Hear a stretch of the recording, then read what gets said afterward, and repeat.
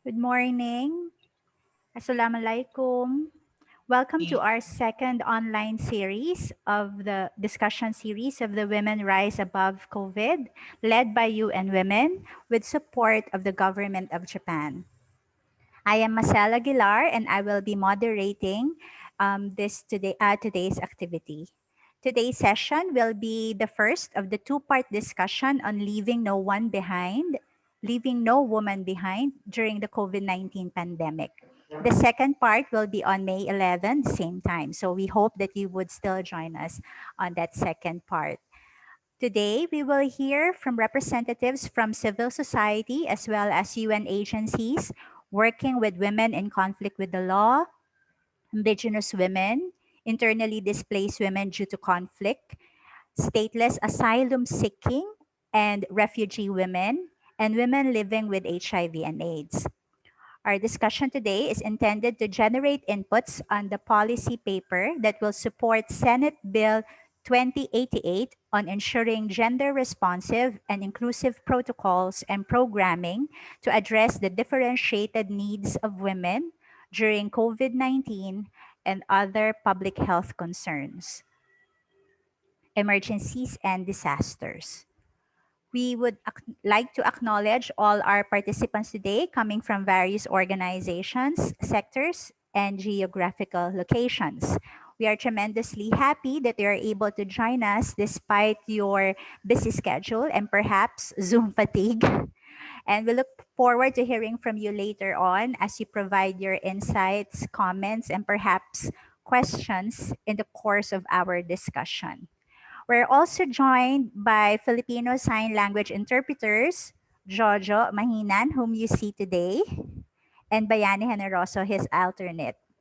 But before we proceed, let's have a photo session to capture everyone who participated in this activity. So if you could kindly turn on your videos so that we could capture uh,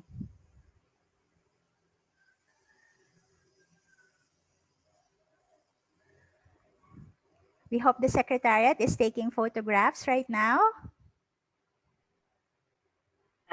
Yes, Marcel. Okay. Let me just take on the first stage.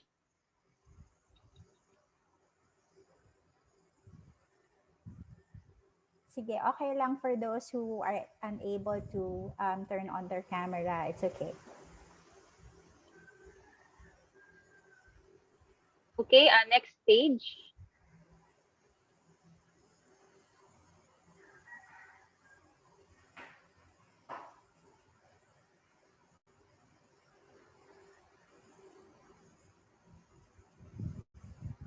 Yeah, I think we're done, although not everyone is able to turn on videos. But thank you so much. Thank you, Cami. Before we go to our activity proper, we would just like to have some reminders so that we could have a smooth and fruitful session. Please indicate your name and organization. You may edit your name by right clicking your name and then rename. You may also use your gender pronouns he, she, or they. Please turn off your mic throughout the activity to lessen our Zoom fatigue. And if your bandwidth permits, kindly turn on your video so we can relate to you during the activity. Otherwise, please make use of the reaction buttons you will see on the lower portion of your screen. For those who will be needing sign language interpretation, you may press view on the upper right hand corner of your screen to see interpretation side by side with the slides or the speakers. Aside from this, we also have a captioner for this event. So kindly speak clearly and in a good pace. Just click on the CC or closed caption at the lower portion of your screen. As there will be presenters and reactors later, feel free to provide your comments as well as questions using our chat box throughout the activity. We would also be delighted to hear your visions later on to ensure that no one or woman or girl will be left behind in this pandemic. feel free to write in English or Filipino, and we will be collecting this and as much as possible raise them later in plenary. By the end of May, after the end of all the online sessions, online discussions, there will be a summary report that will be shared to all participants. The graphic recording, which you will see later at the end of this activity, will be shared after the discussion. Should you be needing a certificate of attendance or participation in this activity, kindly send an email to Ana Vineles and she will input her email address later on in the chat box. So again, we just have to remind everyone also that we have a captioner. So kindly speak clearly and in a good pace and click on CC in your screens to see captions. So, with that, before we go any further, may I call on Gael Demoli, OICAI of UN Women Philippine Program Office, to formally welcome all of us today. Thank you very much, Marcel. And thank you to all of you for being with us today. It's my pleasure to welcome you to our second Women Rise Above COVID discussion on leaving no woman behind during the COVID-19 pandemic. Today, we will look into intersectionality and the experiences of women who have been impacted differently by the pandemic, in particular, as Marcel mentioned, women in conflict in the law, indigenous women, internally displaced women due to conflict, stateless, asylum-seeking and refugee women, and women living with HIV/AIDS. The Leaving No Woman Behind during the COVID-19 pandemic discussions aims to shed light on the situation of these women and understand how the pandemic exacerbated their vulnerabilities. But beyond that, what we're trying to achieve through this discussion is really to recognize innovations and interventions by different organizations and agencies to support these women during the pandemic. Ultimately, we'd like to talk about what is our vision and how, through this work, we can facilitate the meaningful participation of all women, including, as I mentioned, women in conflict with the law, indigenous women, internally displaced women, asylum-seeking and refugee women, and women living with HIV/AIDS. I would like to really thank all of the government and non-government partners who are here today, and most especially our speakers from Street Law Philippines, the Legal Rights and Natural Resource Center, and Purple Action for Indigenous Women's Rights, Ballet Rehabilitation Center, UNHCR, and UNAIDS. We hope that everyone will find this forum helpful to your work and also to your advocacy. As I mentioned earlier, this is the second iteration of the Women Rise Above COVID series. 2 weeks ago, we had our first event. We had a very fruitful discussions around measuring women's leadership and meaningful participation in COVID-19 response. So we do hope that this discussion will be as fruitful, if not more. Please do not hesitate to share any feedback that you may have with my colleagues. We want to hear from you, and we really look forward to our rich discussion today. Have a wonderful discussion. Thank you so much, Gael. As I earlier mentioned, we have several speakers to share about their experiences in working with some of the women who were left behind during this pandemic. They will provide us some quick situationer of their experiences and the gains, if any, before the pandemic, how the pandemic exacerbated or improved the situations of these women, the innovative or positive interventions undertaken by their organizations with these women, and ideas on how we can better support these women so as to not leave them behind. Our first sharer, or the first to share her experience, is Kathy Alvarez of Street Law PH. Kathy is a human rights lawyer working on access to justice for vulnerable sectors and law reform for humane drug policies in the Philippines. She is the executive director and one of the founders of Street Law PH, a legal service NGO working on drug policy reform in the Philippines. They provide paralegal skills trainings for persons deprived of liberty inside different jails in Metro Cebu as part of their work for criminal justice reform and access to justice. Kathy will share about women in conflict with the law. The time is yours, Kathy. Hi, Marcel. Good morning. I actually got disconnected and just recently rejoined right before you called my name. So I think that's thank goodness for being able to reconnect. Anyway, I'm Kathy Alvarez and I'm coming to you from Cebu. Street Law PH is currently implementing a program in 3 jails in Metro Cebu. Cebu City Jail, Mandaue City Jail, and Lapu-Lapu City Jail, all for the female dormitories. So I'm not sharing a PowerPoint, but I wanted to talk to you about the situation of the women who are in detention right now.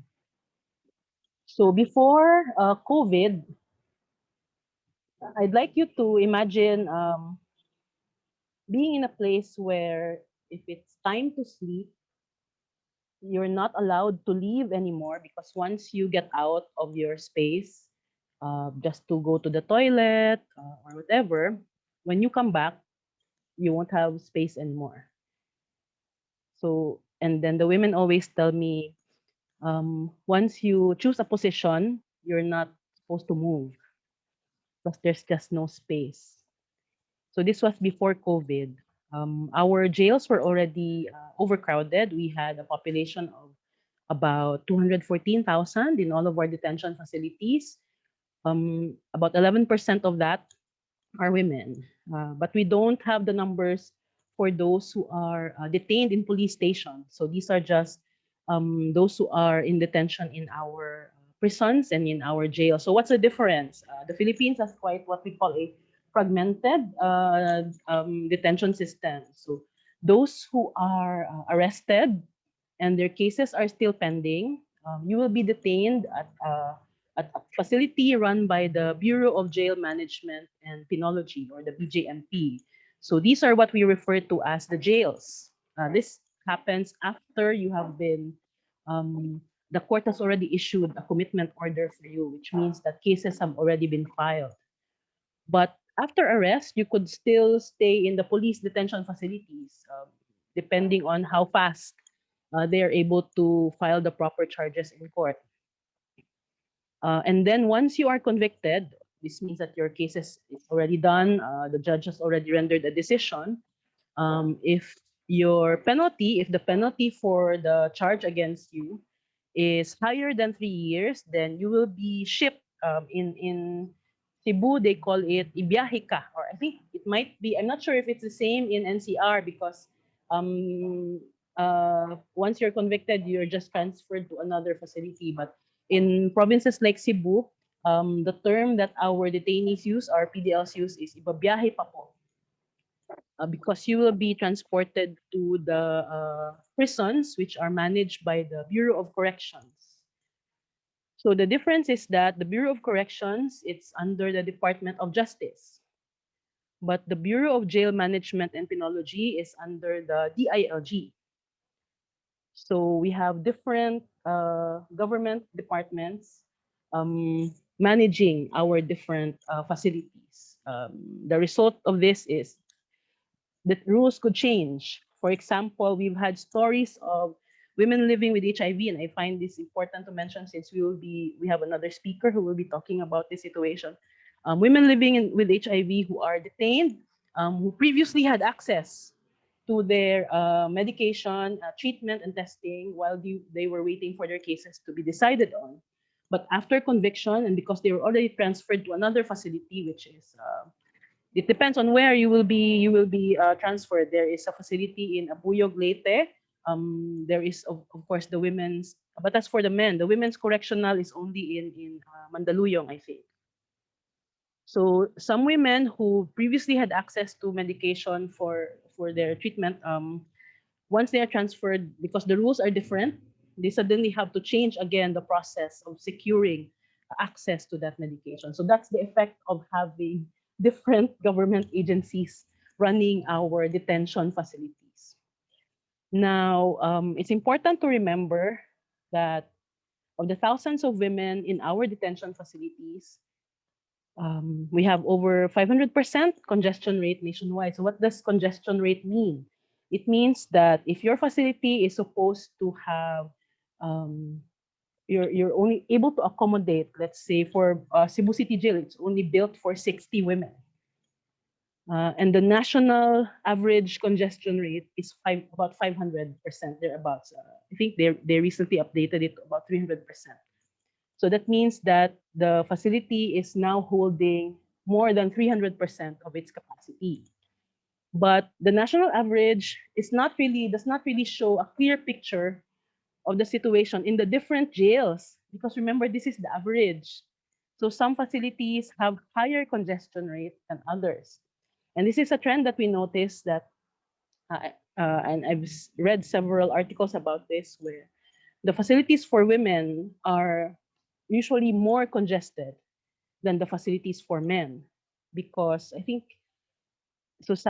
our society has this, this tendency to think that less women are likely to commit crimes.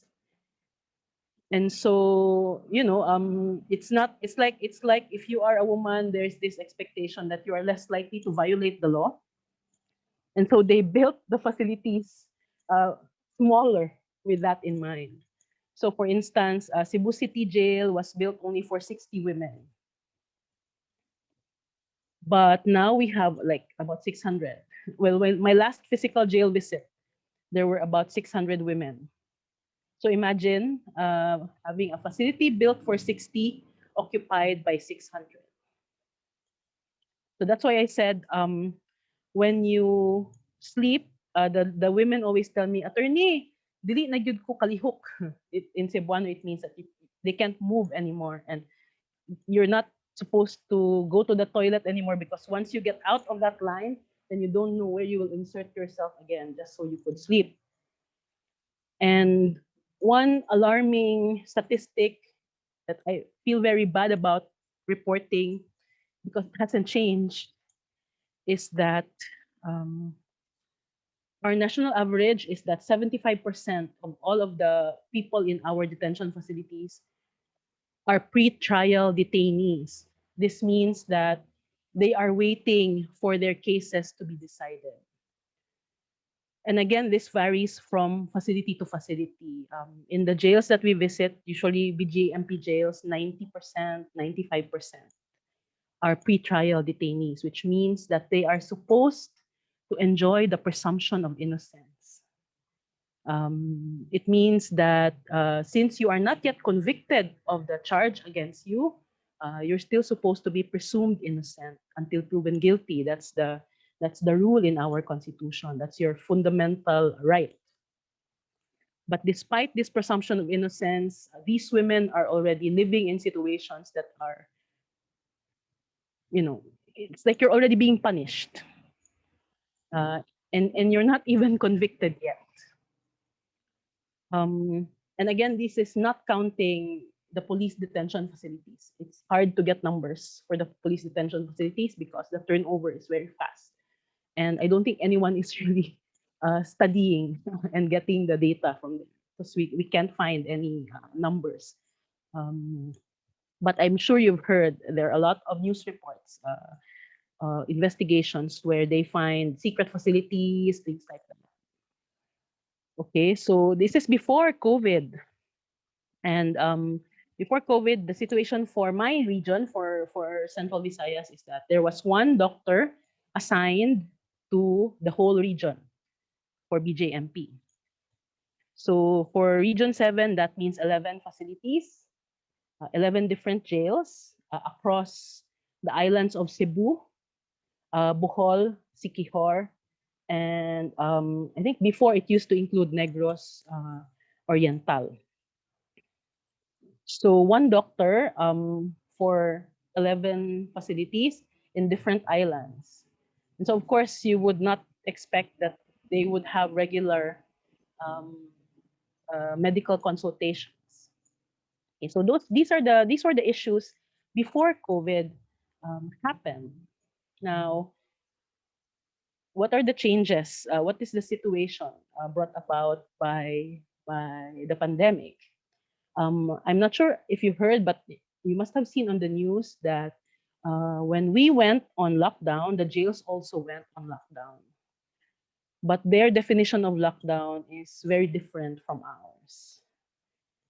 Um, the women use the term, and I always feel a little pinched when the women talk about it, when they say, "Padlock na mi attorney."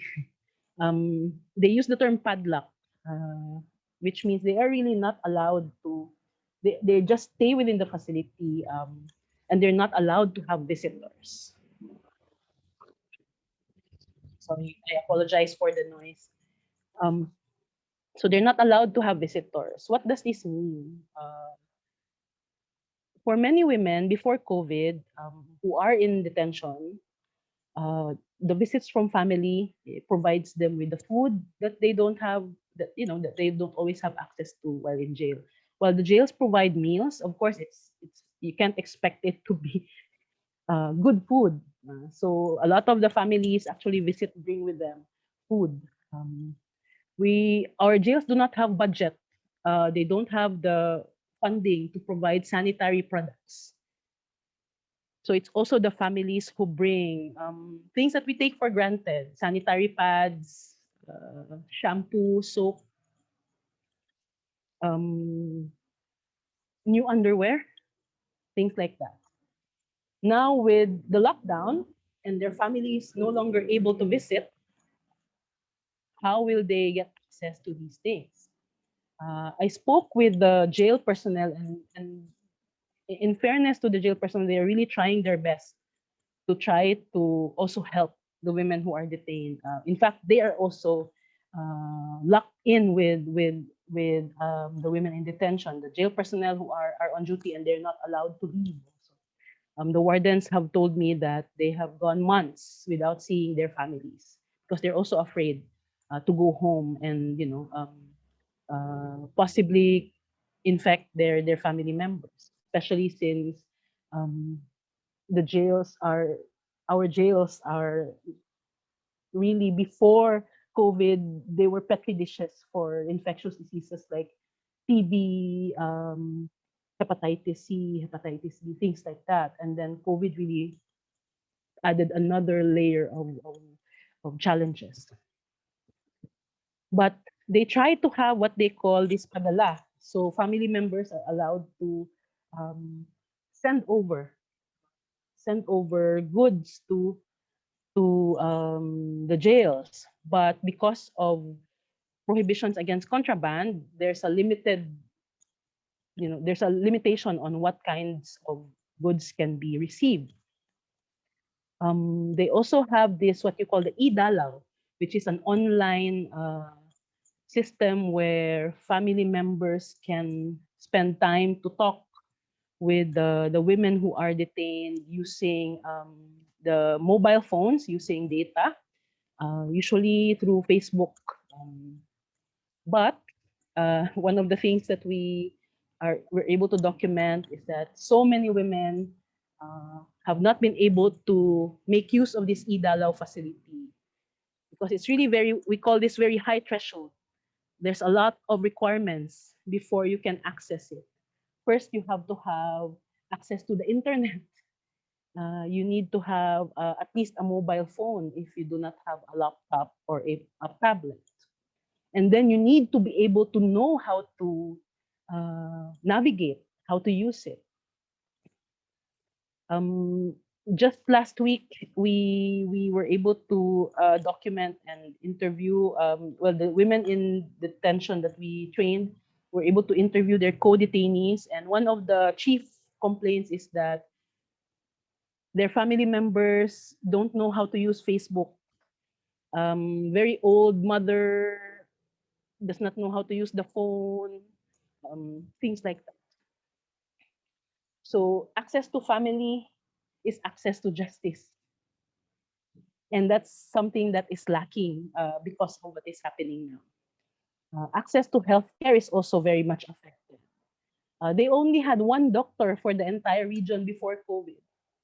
And with COVID, you can just imagine how less frequent uh, the e-consultations. They also have what they call the online consultations.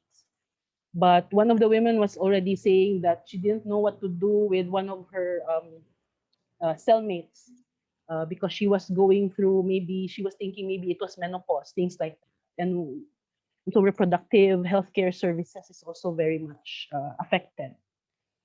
They don't have, they haven't had a chance to talk to their lawyers since March 2020. So they rely on their families to do it for them. But if you don't have IDalo, then you can't also have access to what your lawyer has to say about your case. And then even the wardens are spending their own money to provide new underwear for the women who are just coming into the jails. Remember, the arrests have not stopped. Despite the lockdown, many women are still getting arrested and getting detained. And as a measure of to protect also those who are already inside, they require everyone to I think all the clothes that you wear when you arrive, it's thrown out, and so you need to have new clothes. Underwear is not included in the budget, so the wardens themselves spend for it. Um, so what have we done to? We were initiating some activities to try to address these. Right now, we have an ongoing paralegal training project. It's a paralegal training formation for women in the detention facilities to help their fellow women to be able to surface and articulate what are their access to justice issues, especially now that they don't have time to talk with their lawyers. But we always define justice as what is due to you. And so this isn't only about cases, it's also about access to a sanitary pad, access to underwear, access to your family. And we encourage them to raise these issues so that we could document it and try to find help. We've been very fortunate that the wardens that we work with in these three jails clearly show a lot of compassion and empathy for these women because they themselves are also experiencing the lockdown. They also told us that they also have to deal with mental health issues because they haven't been able to see their families for months on end. Uh, and so I think it's uh, the question now is how do we support um, women in detention? How do we support women in conflict with the law? First, we have to explore alternatives to imprisonment. So many women are in detention for non-violent, very minor offenses where really you have to ask, is it necessary for this woman to be in jail? I think that's one of the things that we really need to talk about. Another thing is we have to ensure that when we roll out the vaccinations, when we roll out healthcare, we have to include the women who are detained. They are, in fact, the most vulnerable to getting infected, and they don't have access to emergency medical care. So I'd really push for them to be included in the vaccination priority list, but they're not there. So I hope you will help us to advocate for the women who are in detention facilities, who are, I really hesitate saying in conflict with the law because I really believe that many of them do not deserve to be in detention. So I hope, even without a PowerPoint, because I really wanted you to imagine the situation, to put yourselves in their shoes. I hope you learned something from my discussion today, and I hope you will help us help them. Thank you. Thank you for listening. Maraming salamat, Attorney Kathy. You will see also later on that there is a question on the chat box, and we will try to allow you to have some time to answer them. We'll just collect them later on. Maganda yung mga sinabi mo, no? Kasi may mga assumptions talaga doon sa mga women in detention. And so that has impacted a lot on infrastructure, access to health, especially reproductive health, provision of dignity kits, no, or hygiene kits.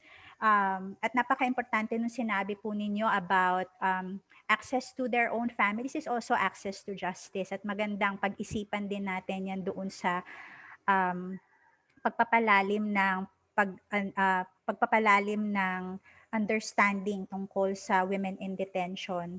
Maganda din na nabanggit din ninyo yung importansya ng datos bilang basihan sa pagde-develop ng mga programa at polisiya at panigurado ito din ang sasabihin din ng ilan sa mga susunod nating speaker. So maraming salamat po, Attorney Kathy, and I hope you could take the time also to look at the chat box for more questions regarding your presentations. Well done. Salamat po sa Thank you. pagbabahagi. Susunod po natin, let me call on Ms. Maya Quirino of the Legal Rights and Natural Resources Center to be followed by Kat Magtoto of the Purple Action for Indigenous Women's Rights or Lilac. Maya is an advocacy coordinator of the Legal Rights and Natural Resources Center, a nonprofit organization that provides legal services to and advocates for the rights of indigenous peoples. Maya is a concurrent coordinator of the SOS Yaman Bayan Network, a multi-sectoral alliance of indigenous peoples, NGOs, youth, and artists pushing for a new law that will enforce stronger environmental and social safeguards against large-scale metallic mining. Kat, on the other hand, is the project coordinator of Lilac. She is also a feminist and activist. So, Maya, you have the floor. Thank you, Marcel. Magandang umaga po sa ating lahat. Good morning. I have a PowerPoint presentation, but I'll go very quickly through it. We have anyway Kat from Lilac who can definitely talk more about the issues of Indigenous women. Okay. I'll wait na lang for your cue for the PowerPoint to show. Or is it already showing? I don't see it on my screen. Oh, there it is. Okay. So, yun po. Good morning. I'm going to be talking about the impacts of the pandemic on IP women in the Philippines. Next slide, please. Very briefly lang po, the organization I work for is called LRC. So we provide access to justice support or free legal services to Indigenous peoples and resource-dependent communities. These are the communities that are usually entangled in legal issues with large-scale corporations. So we are their legal counsel. We are also a think tank. We develop policies that concern IPs vis-a-vis the environment. And we do advocacy and campaigning also to uphold the rights of Indigenous peoples. And we also do community support for IPs. So we do capacity building, support for agroecology, etc. Next slide, please. I'm going to give you first a general context of the IPs in the Philippines before I go into the impacts on women. So we all know that Indigenous peoples are marginalized in the Philippines, so they hardly ever matter to people and also to the government. So they're sidelined in processes. This includes governance. So they're hardly ever consulted on issues. They don't really represent, they are not represented in formal bodies and so forth. Another important issue to consider is that for the longest time, Indigenous peoples have been fighting for their right to self-determination. And this simply means that they are given the freedom to determine what kind of development they want. No? So more often than not, the kind of development is imposed upon them. So they have very little say sometimes. If you look at the government's paradigm for development, from way back until now, it has really not changed. It's the same developmentalist and productivist paradigm that they're forced to accept. Another very important thing to consider is that when you talk of Indigenous peoples, most probably you will also be talking about land rights. So there's always the issue of tenurial instruments because, as you know, the way that Indigenous peoples appreciate land is different from the way that we contemporary citizens, so-called, appreciate land. So whereas we believe, for example, in the Torrens title, Indigenous peoples do not. So more often than not, their appreciation of land is based on a collectivist kind of paradigm. So collective ownership of land. It's also important to think of Indigenous peoples in the context of the climate crisis because a lot of agencies, including the UN, have already said that the ancestral domains of Indigenous peoples are our last ecological frontiers. So in the fight against climate change, we need to conserve ancestral domains because without them, there will be no more forests, no more key biodiversity areas, etc., which are important if we are going to win the battle against climate change. Next slide, please. So having laid down the overall context for Indigenous peoples, I'm going to go into the impact of the pandemic on women. But before that, just very roughly, I want to sketch out the situation of women pre-pandemic. So one of the issues of Indigenous women's before the pandemic is large-scale development. No, I've already alluded to this previously. Whereas, for example, you have mining, agricultural plantations being pushed by the government. For a lot of Indigenous women, they don't really like that. What they want is to preserve the environment as a source of what they call pharmacy and pantry. So for a lot of women, when they look at the forest, they don't really see timber, no, that you can cut and then you can make into furniture. What they see when they look at the forest is that you can get herbs from that. You can get medicinal plants. So it's their natural pharmacy and they don't have to pay for anything.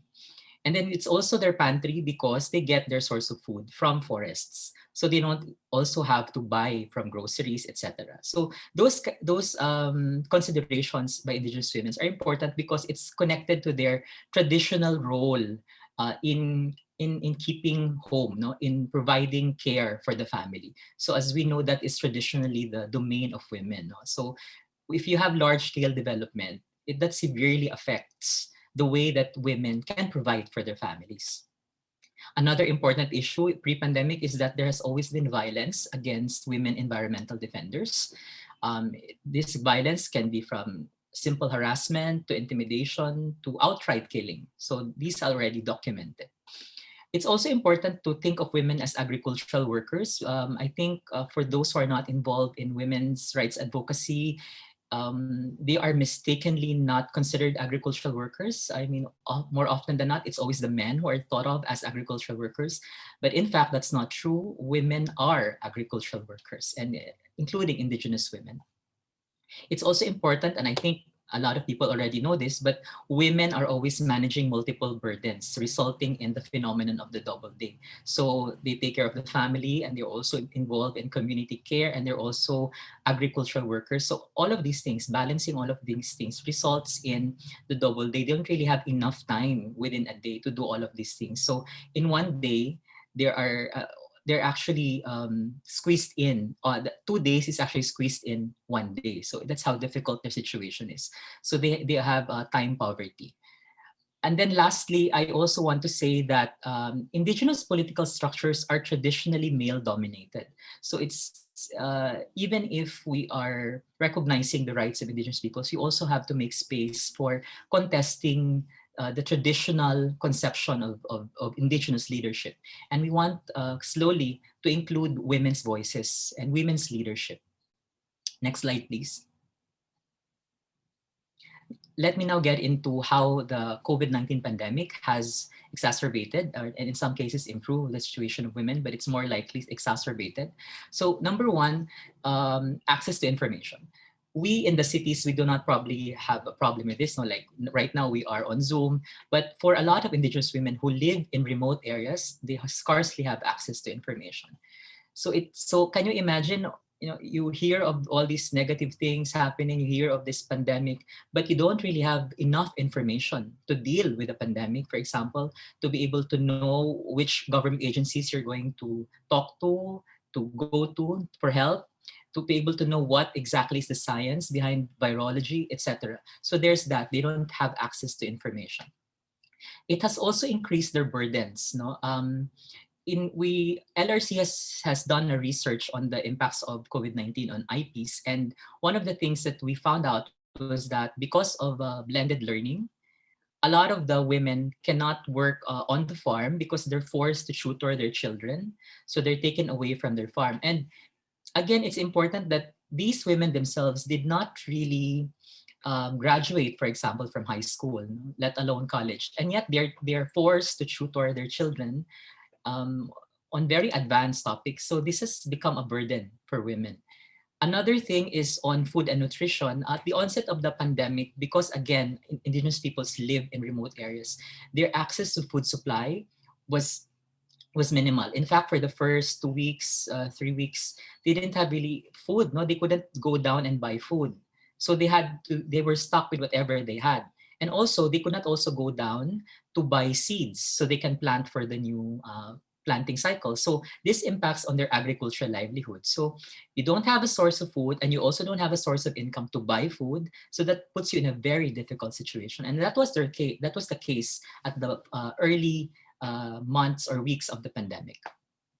Now, another issue that I want to talk about is the experience of Tuwali indigenous women in northern Luzon. This is in Nueva Vizcaya. They are against a large-scale mining corporation there. But you know what happened during the pandemic was I think mining was one of the industries considered essential by the government. So it's really quite a puzzlement for us because it's not, you don't really think of it as essential, right? Because it's a large-scale project, and yet it was declared essential. So because of that, the operations of some mining industries continued. And in the case of Nueva Vizcaya, even though the operations of a large-scale company was already suspended because their permit had expired, they continued and they actually dismantled a community barricade. And this barricade was also included women, included indigenous women. So this became another layer of difficulty for IP women. So instead of just concentrating, for example, on where to get money, where to get your food, they have to deal with these large-scale extractive projects, bearing upon them. And when you talk of a large-scale company, of course they have private security, right? So it's really difficult. Can you imagine living in a community and you have all these threats surrounding you, including the threat of violence?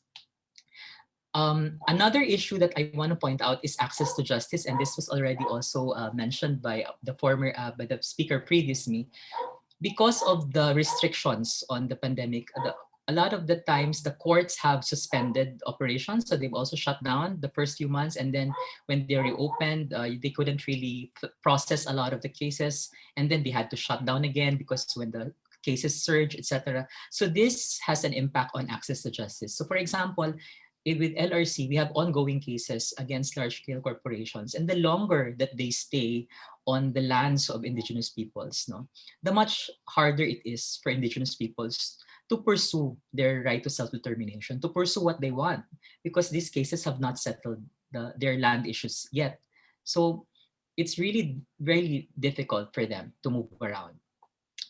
Now I'm gonna go into the impact of the pandemic plus armed conflict. So there's a place, this is in Maguindanao, and if you have the pandemic as your outer layer, another layer is armed conflict. So can you imagine you have to deal now with two things, the virus and then armed conflict. So, but let me let you listen to the women themselves, because we were able to send a videographer to Maguindanao amidst the pandemic, and that videographer was able to capture the sentiments of the IP women themselves in Maguindanao. So if you could kindly please play the video on YouTube.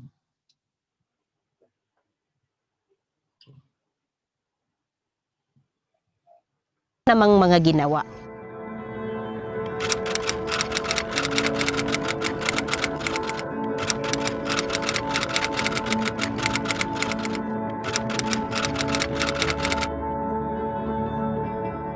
Bago lang po yung itong 27, nangyari naman po yung pag-alis kasi nagkaroon naman ng putukan. So yung mga namin naiwanan naman doon na mga alaga, kinuha na rin. Sinira din yung mga kagamitan sa loob ng bahay. Pati yung mga ginagamit namin pang yung bayuhan ng mga palay kung mayroon man o mais, ipinagtataga. So ito po yung ikinalulungkot po namin kasi sabi ko nga, talagang apektado sa pamumuhay po namin ngayon, hirap na kami. Kaya minsan hindi ko matiis na. Kasi ako lang laging tinatanungan, ano kaya ang nangyari sa atin? Ano bang kasalanan natin? Kaya yan po ang masakit sa akin. Makita ko yung mga kasamahan namin na tanging saging lang ang kinakain. Yung mga walang lupa. Nakikita nyo dyan kung hindi lang tag-ulan. Akala mo magsunog sila ng kaingin. Yun pala uuling po sila. Minsan hinabol pa sila ng mga armado. Maiwan nila yung mga sinunog nilang mga uling. Sa 32 years old ko, ngayon ko lang naranasan po ang buckwheat. Simula yung ng buckwheat, ngayon lang po, hindi kami nakauwi ng lugar namin. Mag 2 years na po ngayon, July 28, 2021. Kami po ngayon, ang pangkabuhayan namin, yung arawan lang po. Nagtatanim sa mga may ipatanim sa amin na 120 po yung araw namin. Nag-ano rin po, ganun rin yung namin. Nag-howling kung may mais na ikarga, kabayo ang magkarga. Kung wala, nag-spray para pang-arawan, para sa mga anak namin. Pero mahirap po kasi kung kulang talaga yung namin hanap buhay, sir. Mas lalo, kahit doon sa sana yung sa bahay namin, mas maganda pa doon. Kahit saging lang yung makakain namin, hindi na namin kukunin pa doon sa taas kasi malayo. Kasi yung namin ngayon, kung sinong magpa-harvest, kahit magkuha lang kami ng mais para pang konsumo namin. Gaya ng ganito po, mais. Hati namin, yun ang ibigay, tapos pagiling namin, yun ang kinakain ng pamilya ko. Okay na kung asin, basta may bigas lang, kahit bigas mais. Mahirap talaga, sir.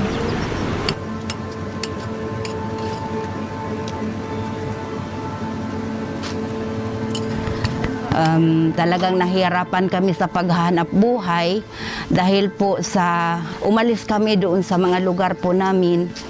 Ang ginagawa namin ngayon kung umaga, pupunta doon sa area yung mga kalalakihan sa amin. Pagkatapos pagkahapon, uwi na naman. So malaki po yung epekto ng paghahanap buhay po namin sa ngayon. Dahil maikli po yung oras na magagamit po namin dahil umalis po kami, hindi man kami pwedeng aalis ng maaga masyado dahil hindi po namin alam kung ano po yung mga nandyan sa mga daanan. So talagang maikli po yung magamit po namin na oras at saka konti din po yung matrabaho po namin sa isang araw. Kasi yung panahon na yun, nag-module kami ng gabi. Tapos ayun na, naputok ka na sa kabila. Tapos sabi nila, takbo na kasi may naputok ka na sa kabila eh. Kaya yun, naiwan yung mga ibang module namin. Yung iba na naiwan ng mga module, pinatuloy ko pa rin yun. Kahit na late na ako sa pagpasa. At nagpapaliwanag din ako sa teacher ko. Bago ko pa naka-module, natutulog ko pa yung mga iba namin kasamahan. Tapos kung tulog na sila, saka ako naka-module. Pagka umaga ako naman natulog. Ayun. Thank you for stopping the video. The video is quite long, so baka po maubos ko po yung oras for the others. Okay, so the women who spoke on the video, these are Tedoray and Lambangian women. So sila yung nasa sa mga evacuation shelters, no, affected by skirmish. So the skirmish, ang situation po dyan is, as you know, we have now the Bangsamoro Organic Law. So yung autonomy ng ating mga Moros doon sa Mindanao, talagang na siya, no, umaalagwa na siya. But with that, also, nagkakaroon ng conflict sa land. Because of course, as you were trying to establish your autonomy, you also need to figure out how to make productive use of your territories. Unfortunately, the territories of the Moros and the Tidora and Labangian, they overlap. So merong mga territorial claims dyan. And because of that, nagkakaroon ng conflict. So again, this has exacerbated the situation of women, as you have seen on the video. Next slide, please. Ito naman po yung mga innovative, or I wouldn't really call them innovative. I would probably, but positive interventions that we did, to support IT women. So the first thing is we provided emergency support at the onset of the pandemic. Luckily enough, some of the funders agreed to convert some of the funds para emergency support siya. Kasi talagang nung panahon na yon, uneven yung access to emergency relief. So some communities were able to do that, but the others were not. So we had to provide them. And then we also have been trying to provide them access to information and technology. So with some support, for example, we were able to purchase cell phones, we were able to give them load so they can connect to the internet, so that they are part of decision making with LRC. And also when we have activities with government agencies, with other NGOs, we want them to be part of that. So even during the early months of the pandemic, they were already also on Zoom. They were part of all these online events that we had. And then we have strived to continue providing them access to justice. So instead of our traditional physical paralegal trainings, we've migrated online. So we've been giving online paralegal trainings to indigenous peoples para lang continuous po yung pagulong ng mga cases. We have also tried to amplify the voices of women. So as for example, if you've seen that video, and then we also have like a watch party on Facebook, we want the women themselves, the indigenous women themselves, to talk about their own issues instead of us as their mouthpieces. So that's been very important for us. And then we are also now attempting a solar project for the Taboli Manobo indigenous people. And this project is going to be women-led. A woman is going to lead this project. Again, us in the cities, we're sinasabi natin ang hirap ng pandemic, etc. But can you imagine if you're an indigenous person, you're living in a remote area, tas walang kuryente. Walang kuryente ha. As in, so kandila lang or bibili ka ng gas. So can you imagine how difficult it is to prepare your food, to teach your children, sa blended learning, etc. So something as basic as electricity that we already disregard because it's a part of our daily life. Sa kanila, it's a luxury. So we want to provide this with them so that their lives can be easier. Next slide, please. So I'm now going to talk about our proposals for not leaving women behind. So this is I guess, premised on our work as LRC, but also in general. This is the kind of vision that we have for including women, IT women, but women in general. So the first one is we want to push for feminist just recovery. If you look at the just recovery policy of the government, it's quite uneven. There's for example, the first two Bayanihan to Heal as One acts, they were inordinately focused on infrastructure. So that's kind of strange, because if you have a pandemic, I guess we would want to see more on ayuda, social amelioration, etc. But we saw that in the line items, you had infrastructure to fund the Build program. So what we are envisioning is that the true recovery from the pandemic reimagines the way that we run the economy, that we use the environment, etc. So we need to reimagine how things are run. And it's also important that as we do that, it has to be feminist. It has to include women. Going into that, a subset of just recovery is just energy transition. And that's why we are going into solar work. The Department of Energy has declared a moratorium on coal. So they're not going to be allowing new coal projects, supposedly. Now, this is a declaration. It's not yet policy. But it's important that when we transition to renewable energy, we have to include workers who will be affected by this transition. And it also has to be feminist.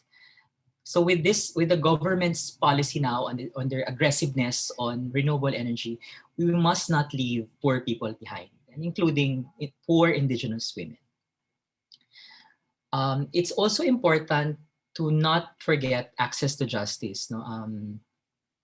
I think the climate crisis, and then you have the pandemic, all these things, they're very important. But you have to remember that indigenous peoples are still enmeshed in issues that occurred before the pandemic and in the midst of the climate crisis. And these have to do with tenurial rights, these have to do with ancestral domain titles, etc. So access to justice must never be let go of. It has to continue. And that's why LRC is continuing its support for access to justice. And finally, I want to zero in on women's leadership. I was very happy to see, of course, that UN has all these videos on women's leadership, and singling out all these women leaders that have shown the kind of leadership that's been effective in containing the pandemic and in responding to people affected by the pandemic.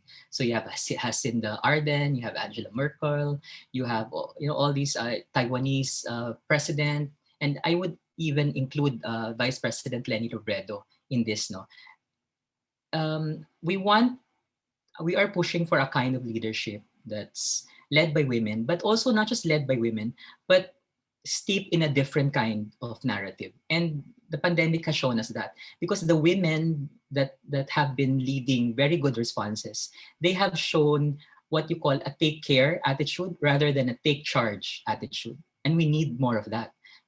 In a crisis, that's what's needed. No, people need to be taken care of rather than to be controlled, to be dominated, to be persecuted, and to be punished.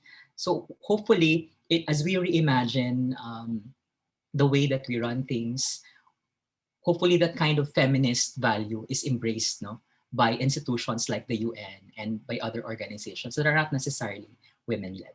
So I think I will end my presentation with that. Thank you very much for having me. Maraming salamat, Maya. I will straight away give the floor to Kat.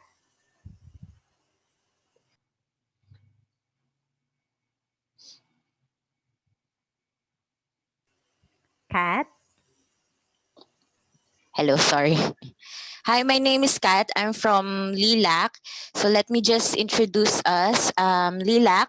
In Lilac, we're a collective of feminists, anthropologists, human rights advocates, environmentalists, and lawyers who have come together to support Indigenous women's struggles for their rights. So with my presentation, I'm just going to add on what Maya has already discussed. So next slide, please.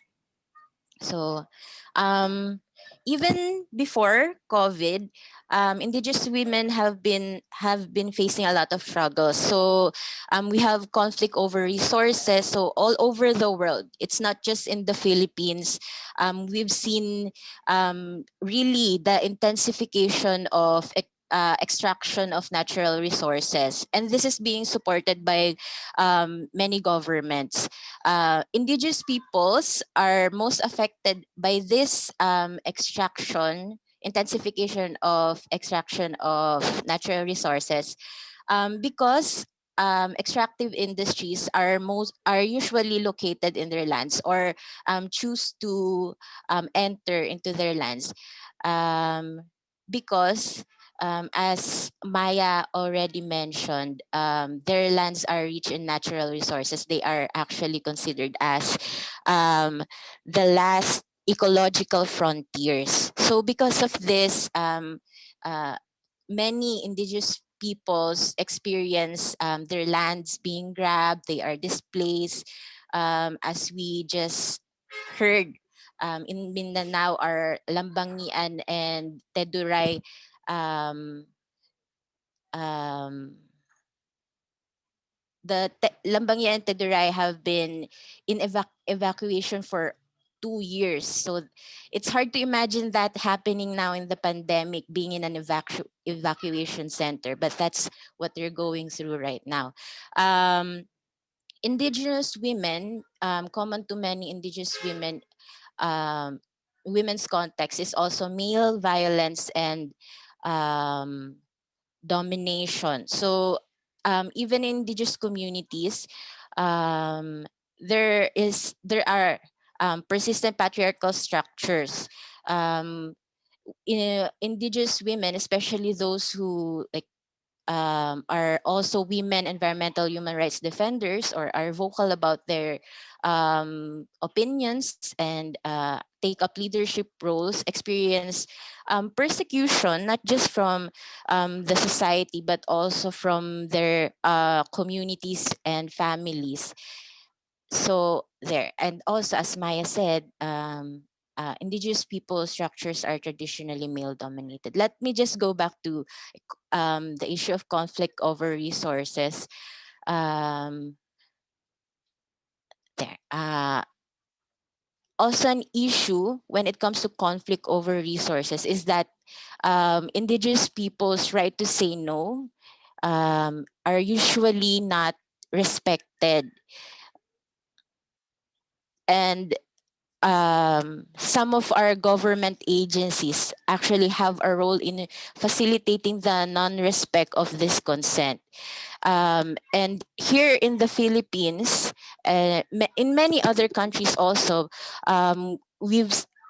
there's has been a persecution of environmental and human rights defenders. Actually, in the Philippines in 2019, we were declared by Global Witness as the deadliest country for environmental land activists because of the number of killings in our country.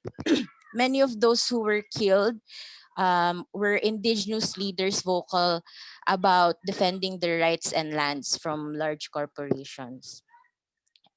Many indigenous peoples also experience government neglect and inaction. So what I mean from government neglect is lack of access to basic social services. Um, in some of our communities, our indigenous women have shared that at most, their barangay health worker would visit them 2 times a month. That's the most visits they would get. And when they try to seek justice or try to relay their plight, no remedies are given to them. So that's an action. That's usually the case.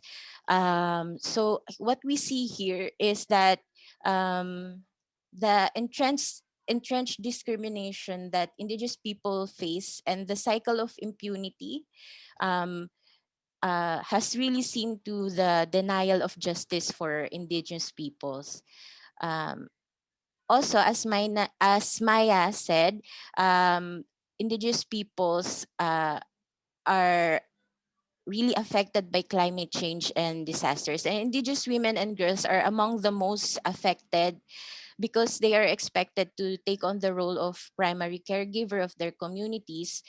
This means that their roles as women and their sources of livelihood very much depend on natural resources. Next slide, please.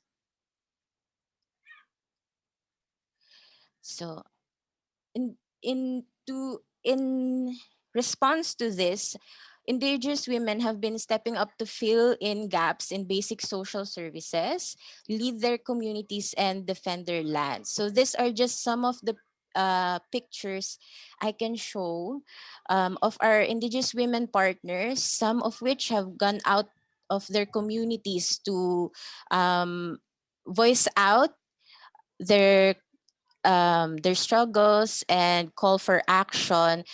I just want to point out that the picture on the bottom right um, are the Tuwali women. This is our picture when we celebrated Women's Month last year. So they are the women that Maya also mentioned last time, just a while ago.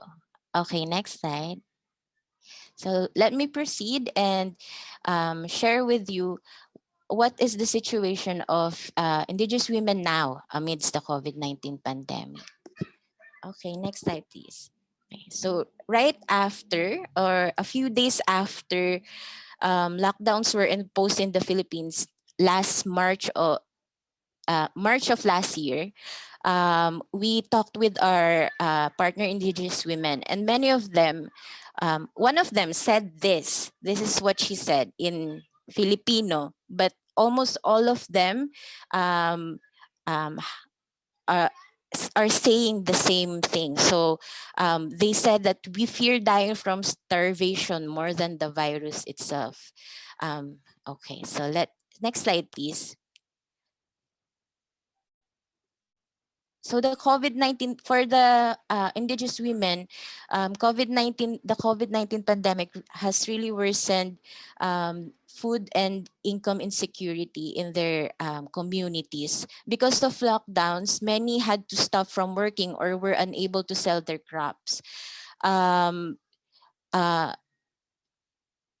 affecting this also is the impact of climate change to agriculture. So the extreme weathers, the increased incidence of pests, the unpredictable farming conditions, this has meant less harvest for them. So even if they had food for their a food source from their farms, this they many of them said that this is not enough. So until now, many have yet to be reached by government support. They also, amidst the pandemic, um, their access to information has also decreased. So, because indigenous communities are usually located in geographically isolated and disadvantaged areas, it's really difficult not just to get the information to their communities, but also share their stories or their information outside of their community. So what we see in the picture, the background picture here, is actually a picture of a cliff sent to us by our partner indigenous woman. She said that this is the cliff where she goes to just to get cellular reception or signal, so she could talk to us and we could share vital COVID-19 related information to her and her community. um, okay, so they also mentioned the shutdown of ABS-CBN as a challenge for them because this has cut off indigenous communities from the only networks able to reach them. So amidst the pandemic also, indigenous peoples experienced intensified criminalization, especially human rights defenders and leaders among indigenous peoples. um, we've seen that to justify the persecution and killings of indigenous peoples, they are first labeled as terrorists. This has been a threat to indigenous people even before the pandemic, as I just said, with the report of Global Witness, but especially now, since the passage of the Anti-Terror Act during the pandemic. So there has been increased militarization in indigenous communities now. They are being visited by the National Task Force to End Local Communist Armed Conflict. So the role of the NTF-LCAC is has been to red tag, and this in based on what has been shared with us, um, seems like it's been sowing division among communities by asking groups, communities to identify those who are against mining or development projects. In fact, the first people charged under Anti-Terror Act were ITAS in Zambales, two of which were girls. Um, During the pandemic, um, there has also been the Tumandok massacre, where 9 Tumandok leaders were killed, 16 were arrested, and 9 of which of those who were arrested were indigenous women. Um, and we have what is now being called the Bloody Sunday, which happened in December 31, where 7 human rights defenders were killed, 2 of which were Dumagats who opposed the Kaliwat Dam. The 9 Tumandok leaders who were killed were opposed against the Halaur Dam. So we see that this has been happening all because of their strong position against the encroachment of development projects in their communities. Even our own partners have been accused of supporting or being terrorists themselves. This is because they are vocal about their rights as indigenous women, or even just because, in some cases that has been shared to us, even just because they distributed relief packs during the pandemic. So we've also seen weakened environmental safeguards. So the government has been pronouncing during these pandemics that it will promote extractive industries or attract corporations for economic recovery. So just recently, the moratorium on new mining permits has been lifted, and mining and many extractive industries have been taking advantage of protocols. Just like what Maya said, the story of the Tuwali who barricaded their community because Oceana Gold, a large mining company, tried to illegally and forcibly enter their community with their three diesel tankers. So there were around 20 indigenous peoples there who were barricading, and they were faced by around 100 policemen, and they were violently disposed. So a number of those who were injured were indigenous women, and they were charged with violating quarantine protocols. So what we see here is that indigenous peoples are further criminalized through policies in the guise of controlling the pandemic. Um, Indigenous women also are experiencing their multiple burdens being multiplied. Have resulted to all of this, what's happening in the pandemic, have resulted to the increased demand for care work. So thus it's been increasing the burdens of indigenous women. As Maya mentioned nga yung um, challenges with education right now. So um, all of this has seen to the increased vulnerability to state, corporate, community, and partner perpetrated violence for indigenous women. And all of this um, have further marginalized and isolated indigenous women and their community. Um, what I see here, or what we see in Lilac here, is that actually um, more than being left behind, indigenous women are actually being pushed behind. So in response to the COVID-19 pandemic, next slide please. In response to the COVID-19 pandemic, to support our partner indigenous women, Lilac launched an initiative called Babayanihan. So this is our solidarity response for indigenous women. Through Babayanihan, we've been calling for solidarity and fundraising. We've Our indigenous women partners are also leading relief operations in their communities. Through Babayanihan, we've also shared stories of indigenous women amidst the pandemic. So these stories can be seen in our Babayanihan live series. Also, we have posts with hashtags Kwentong Babayanihan or Kwentong IP Lockdown, where we feature stories of our indigenous women leaders, our partner indigenous women leaders. And through Babayanihan, we also have what we call mass texting, where we research through different news sources and draft them into text messages and send them to our indigenous women partners to help them access information, vital 19 COVID-19 related information. Right now, we've already reached 43 communities and 2,300 indigenous women and their communities through Babayanihan, but this is still ongoing. Also, amidst the pandemic, we have been continually creating spaces to amplify indigenous women's voices. We also have other activities to support indigenous women to continue fighting for their rights, such as trainings on use of technology, discussions on COVID-19 and laws, movement building, and at the regional and local level.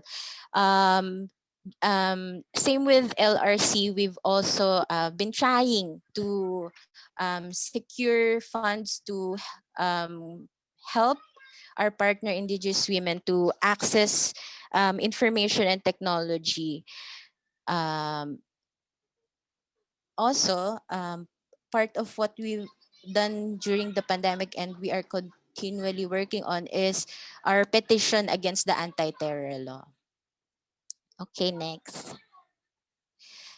So what all of this show, as I've said, is that more than being left behind, Indigenous women are actually being pushed behind. That is why we need to push back. How can we better support Indigenous women in pushing back? So we need to support creating more spaces for them to speak their own issues, where we can amplify each other's voice, especially those of us who are marginalized, to make the invisible visible. Um, we also need to take a stand against this dominant development framework which destroys our environment and disregards human rights for the sake of profit. You can also support Babayanihan. We know that um, or we see that the practice of community pantries already exists in the indigenous communities.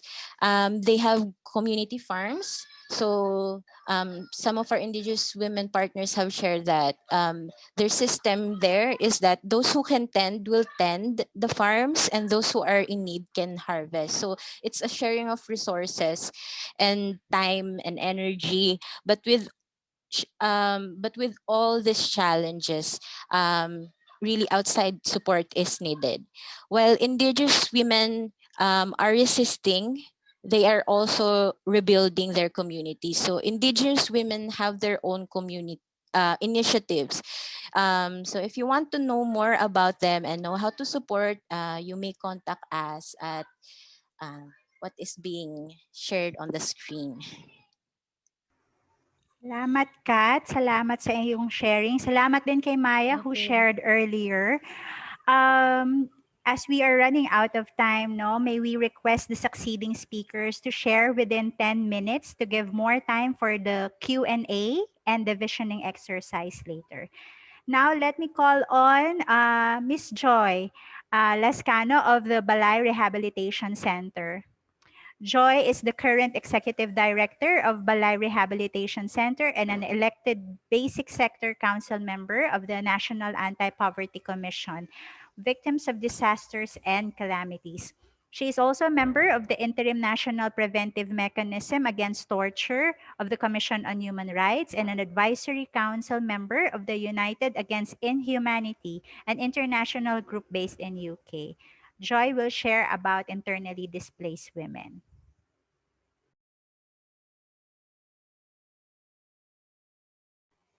Joy?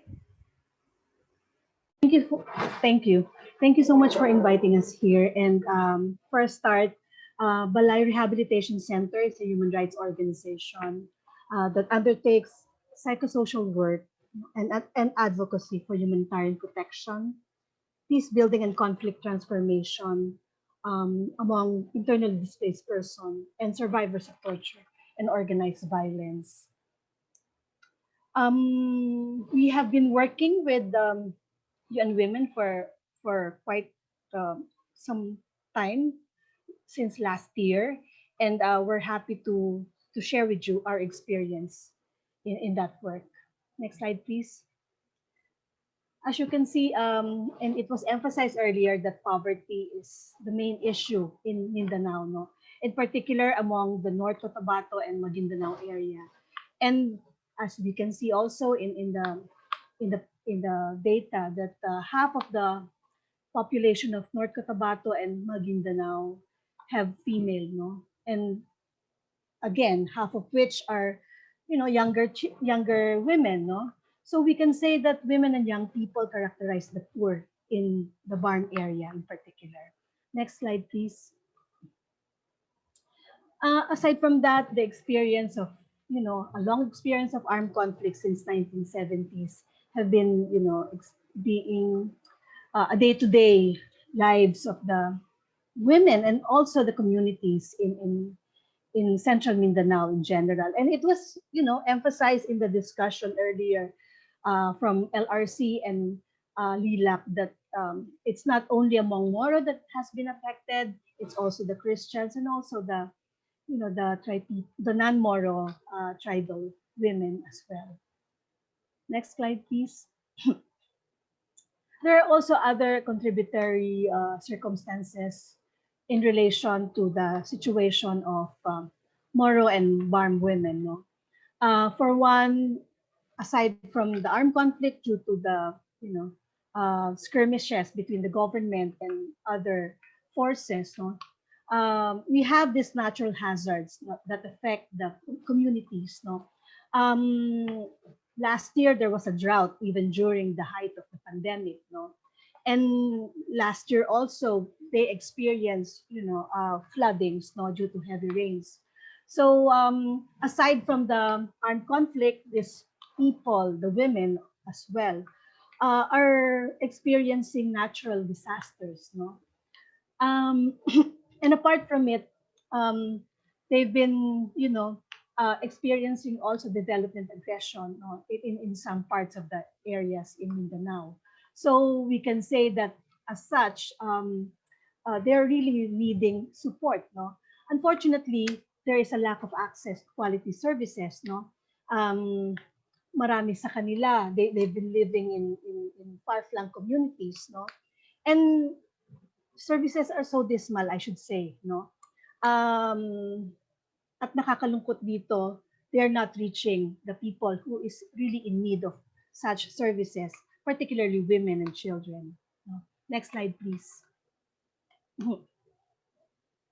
Also, in the situation of Bangsamoro, Barm in particular, it's not only the Moro or Christians and even the tri people, no, who experience this, no. There's a lack of enabling environment and opportunity for women and girls, no. It has been discussed that there's datuism, no, system in Mindanao. And datuism is, we can say that it's equivalent to patriarchal society, no. So until now, women organizations and women groups, no, and even women who are, in the leadership are really working, no, working it out, how to have a strong voice, no. In particular, if we see the Bangsamoro Autonomous Region, no, the government, there's only few women who's leading, no, in BARM right now. So I think it's time for the women to shine, no. But again, even if we are saying this, no, there are also a lot of challenges that they are facing, no. And I should say also, it's not only the women who's really experiencing the challenge, no. Even the LGBTQ, no, in Maguindanao, in particular, we have experienced that LGBTQ are being marginalized, no, by leaders, no? So I think this is a long way to go, and we really have to do a lot, in terms of building an enabling environment. Next slide, please.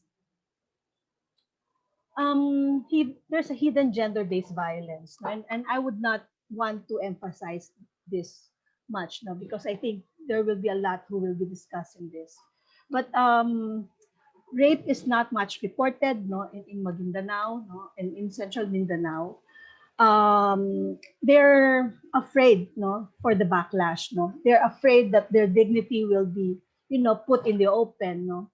So and such and as such, this gender-based violence is not much talked about.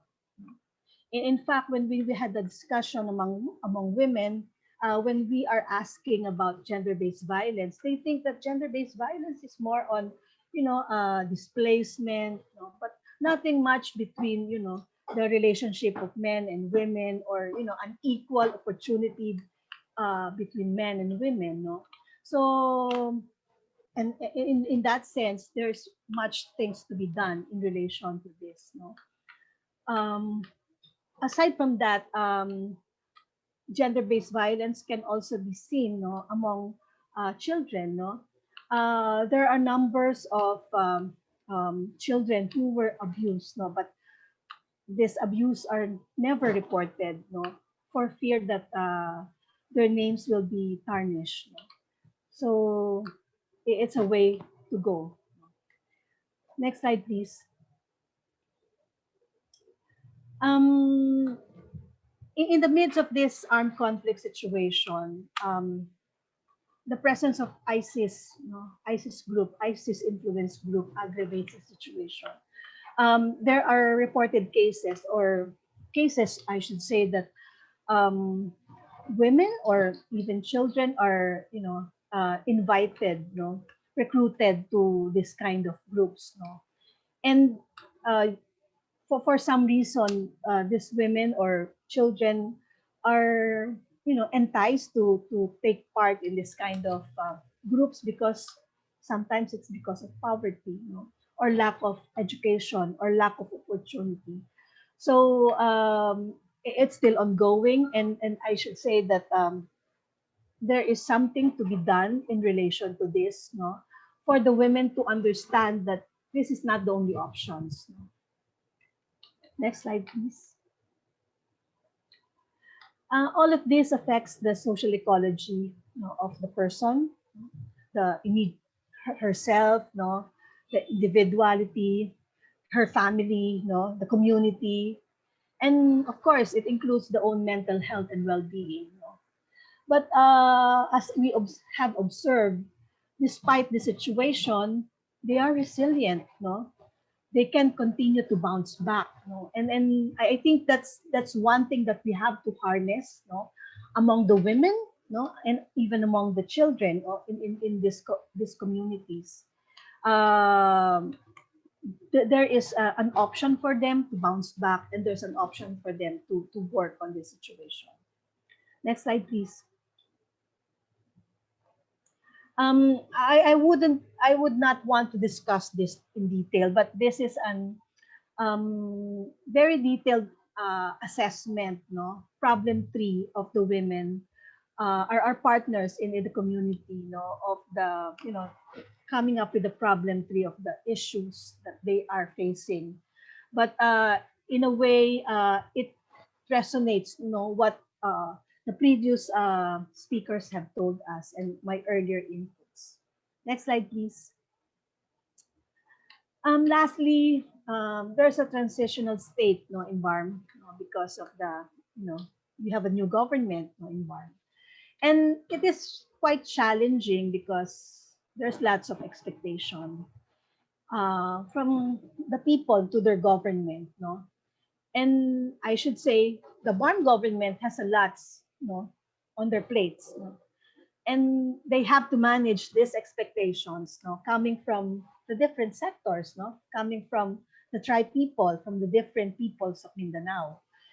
And having said that, I think the challenge right now is what can we do in the civil society, to support that challenge, to support the BARM community, the BARM government, in this challenging situation.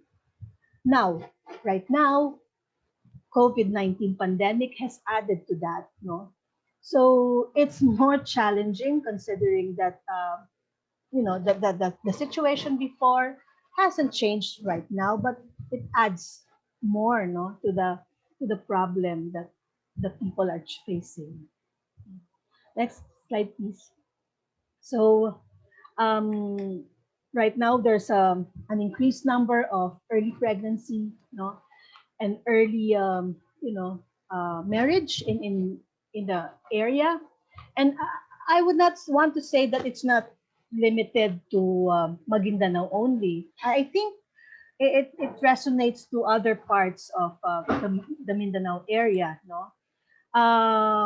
Unfortunately, the armed conflict is not only about, between the BIFF, I should say, and the government, but as earlier have they have said that it's about, land dispute, there's RIDO, so much has to be done, to be able that these issues have to be, taken into account too, plus the fact that, during this COVID, um, scientific information is not really the basis, of communications, there's lots of misinformation, about what COVID is and how to prevent COVID, and even how to respond to COVID. And I think much has to be done in terms of, uh, packing and unpacking, no, the issue of COVID, especially in the context of the Bangsamoro, no. I have heard that many old women would not want to be vaccinated, no, because there's some misinformation related to the vaccine.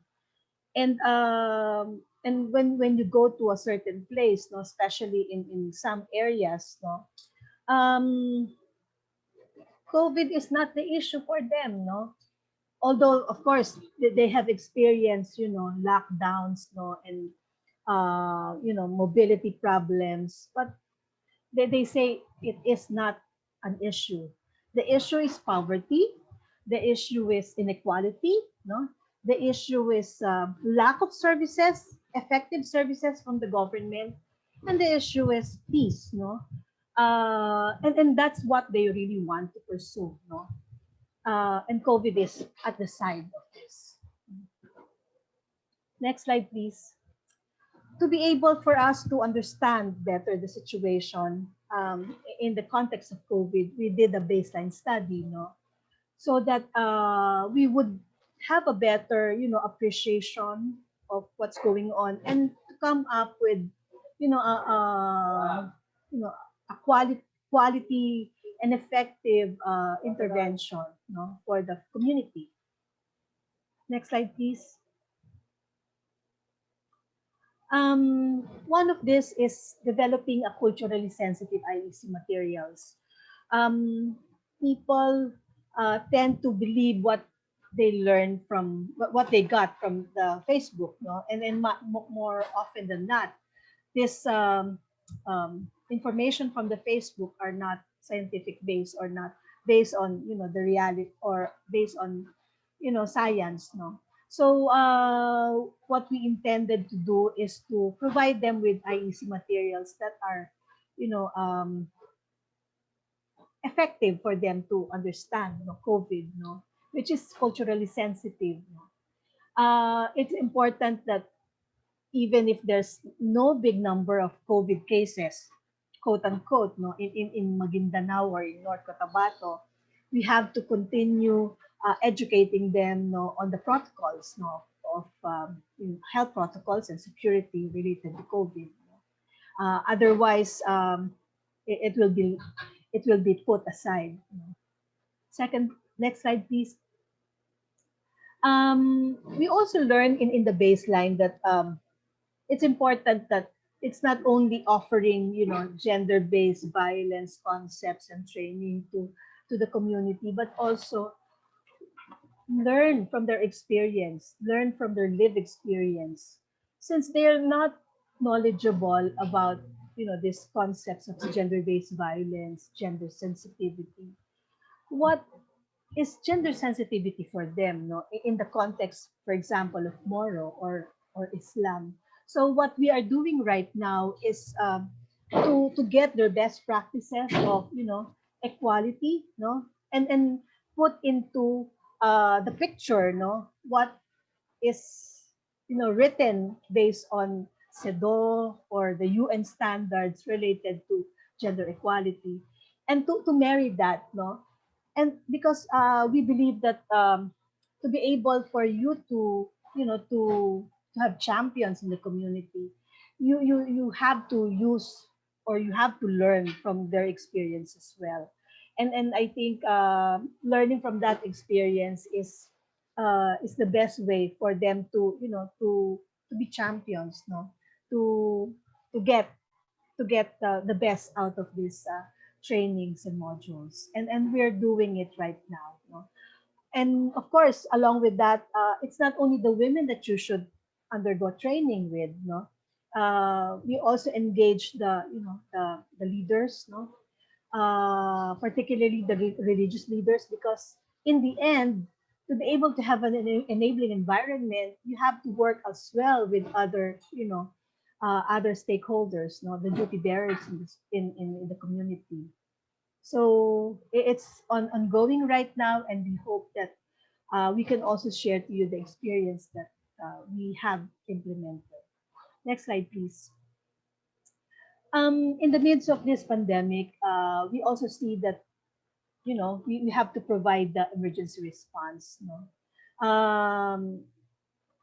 This pandemic is an emergency in itself, considering that there's lack of job. There's an issue in well-being of the women. There's an issue related to the education of the children.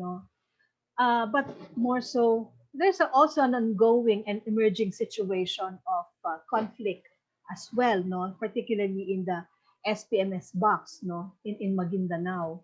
And it's our story state, considering that in the midst of pandemic, people are living in cramped evacuation centers and in need of food, good shelter, and even decent kits, for hygiene, and for their daily needs, So I think there's a need to call on other actors, to provide this assistance to the evacuation centers, in Maguindanao, as a result of this pandemic and as a result of this armed conflict situation going on. Apart from this, I think cessation of hostilities is very important as well, considering that we are in a pandemic, and we are in a war, no? Although of course the war is between the people, the government, and the COVID-19 contagion, no? But at the same time, we are also they are also in at war, no? Uh, they're also in the crossfire, no?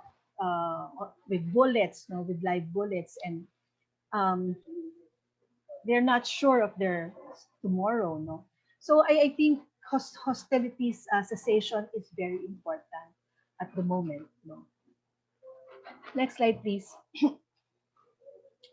um in our work, we have learned a lot as a result of the project, and we firmly believe that as I've said, we have to start from where they are, we are not a gender organization, or should I say a feminist organization, but we are learning in mainstreaming the gender work in our psychosocial human rights and humanitarian work, and violence prevention peace work.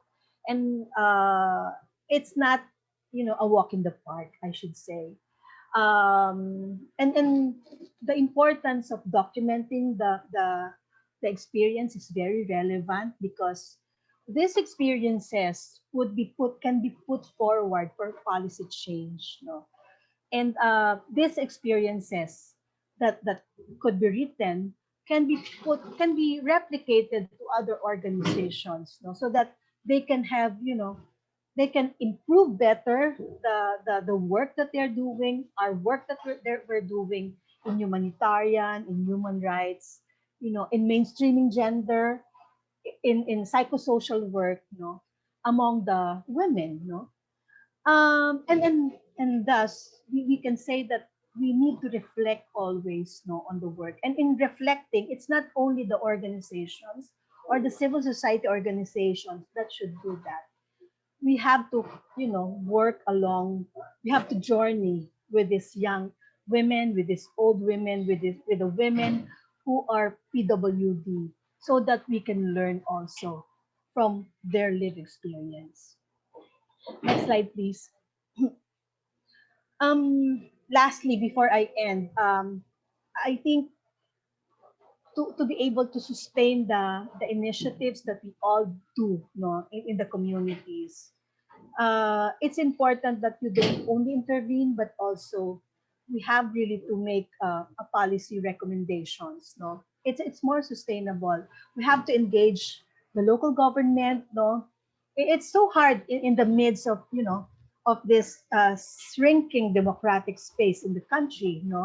But we believe that there are good people, in the government, in some areas of the government, and we have to maximize that good people, to be able to champion them towards gender equality, improving the lives of the people, improving the lives of the community. Because if not, who will else? No, we cannot be in the community forever. And that's for us, no, one of our recommendation is really the legislation of the IDP protection.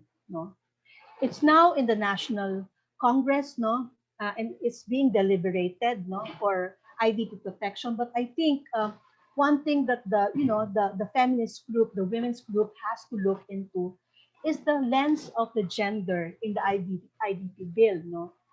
At the same time, we're also strengthening and recommending really the passage of the the HRD bill, no, Human Rights Defenders Bill, no, in the Congress, no, and I think it can really make matters, no, it can really make wonders, no, for us who are working for the human rights of the of the people, especially of the women in the communities, no.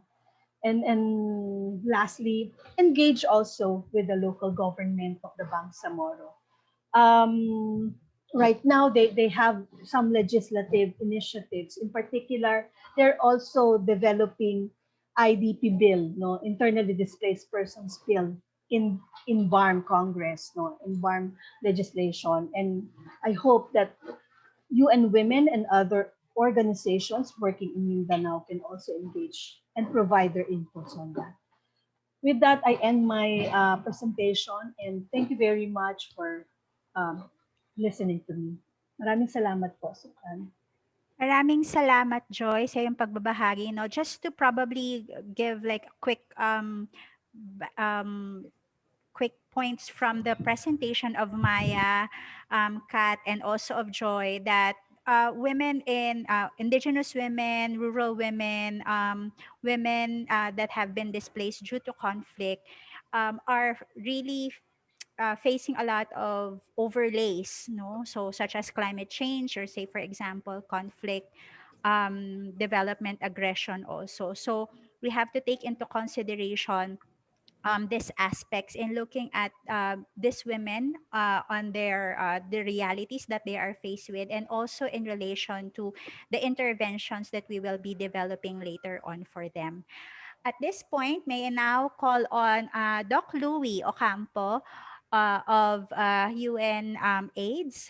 Doc Louis is a doctor of medicine and specialized in family and community medicine, and holds master's degree in public health and management in hospital administration, and has a wealth of experience working in public health services as well as in the hospital setting.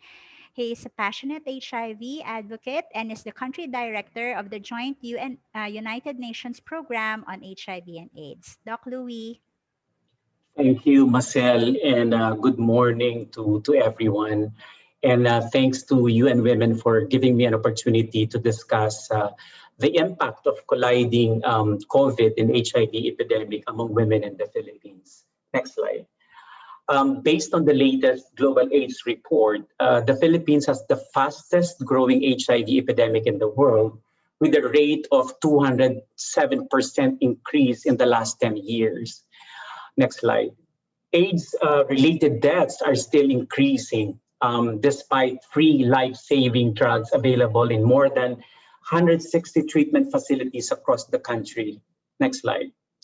In 2020, there were an estimated 115,100 people living with HIV or PLHIV in the Philippines, and 7,400 of them, or 6%, were women.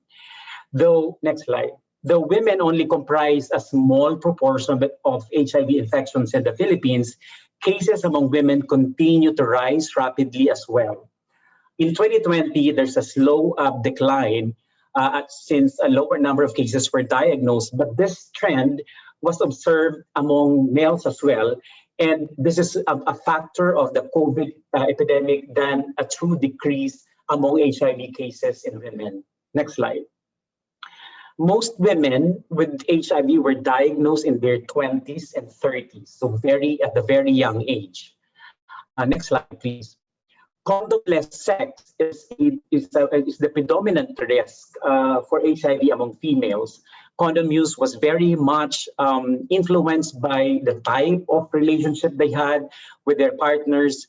And in general, married and cohabiting women did not see the need to use condoms as it signifies trust and affection for their partner, and the perception of being in a safe relationship built on love translates into low perceived risk for HIV, as this forms an environment of true trust, commitment, and loyalty, and consequently becomes a barrier to condom use. Condomless sex was also found to be influenced by the partner's refusal and participants' inability to effectively negotiate condom use. Women have been found to have difficulty with condom use negotiation. And this provides a frame with which to understand why, despite the knowledge of some women with regard to the risk of their partner, they opt for condomless sex anyway. For female sex workers, negotiating condom is particularly difficult given how condomless sex may translate to increased income. And also in other settings, suggesting condom use may increase resistance, at times may escalate to violence and gender-based violence for that matter. Next slide. Only 1 in every 4 Filipino women have basic knowledge on HIV transmission and prevention. And this is supported by the results of a qualitative study among women living with HIV, which found that women had low to no HIV awareness before their diagnosis, since HIV was not openly discussed in their communities or with their partners. For most, it was only after they were diagnosed that they learned about HIV. And moreover, for those who have heard about HIV pre-diagnosis, their knowledge was anchored on the misconception that HIV only affects gay men, given the male sexual transmission profile of the epidemic, of the HIV epidemic in the Philippines. Next slide. Even before COVID struck the country, we are not on track in achieving our targets. We have the 95, 95, 95 targets set by UNAIDS and adopted by the Philippines. And COVID has affected health service delivery, including HIV services, and further sidetracked in reversing the trend of HIV. Compared to 2019, number of HIV tests decreased by a staggering 61%. 37% reduction in newly diagnosed cases, 28% decrease in treatment enrollment, thus increasing the treatment gap by 19%. Next slide.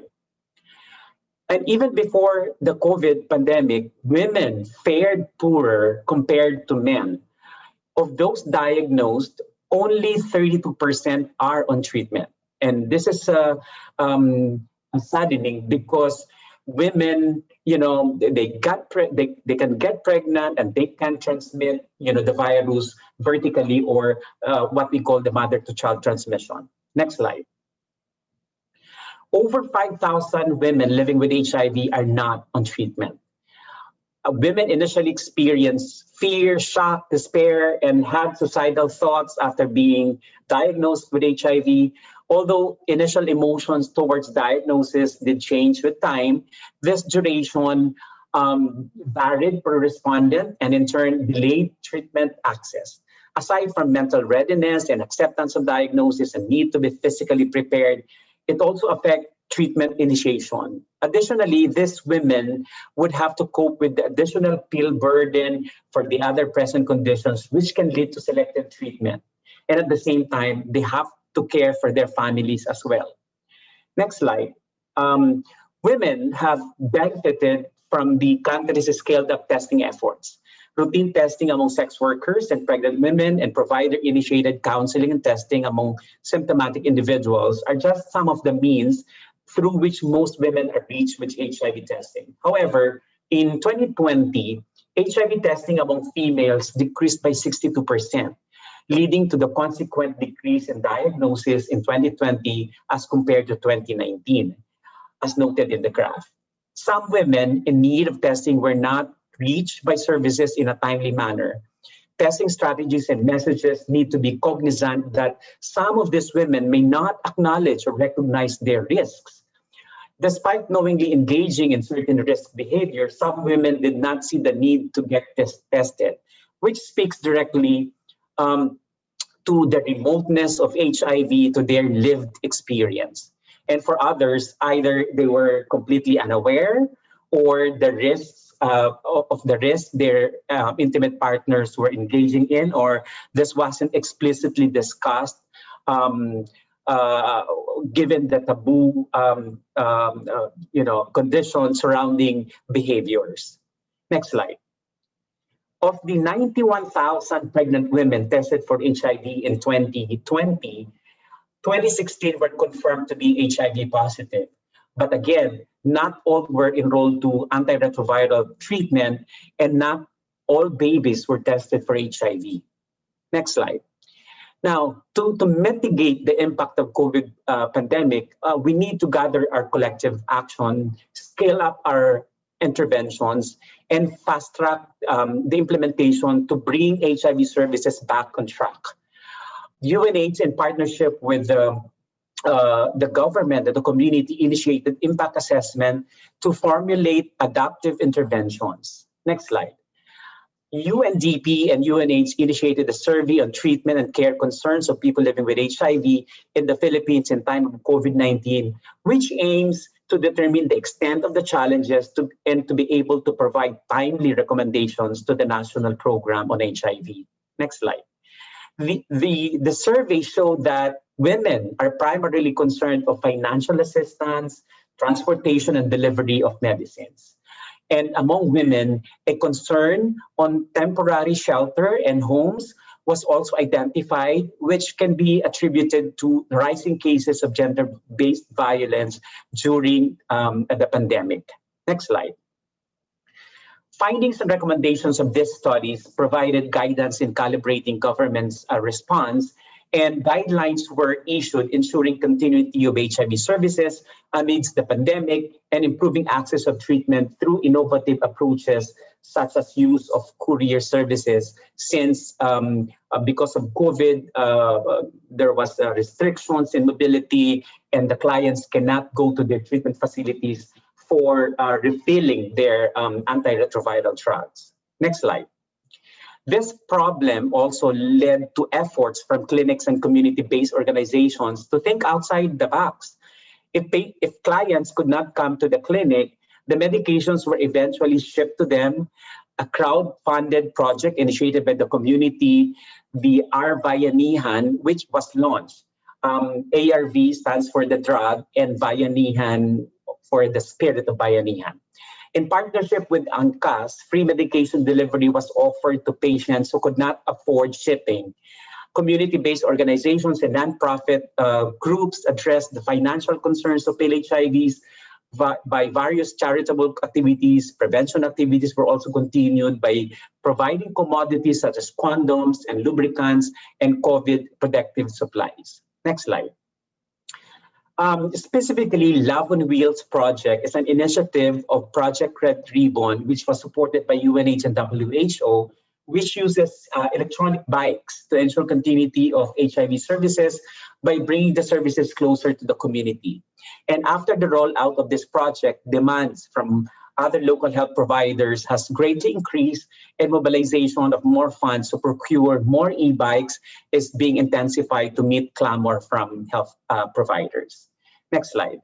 Other initiatives supported by UN Joint Team on AIDS are the following: a social amelioration project for health volunteers, continuing HIV services amid the pandemic, economic opportunities and livelihood programs for disadvantaged women, and incentivization of access to HIV services in partnership with the UNFPA.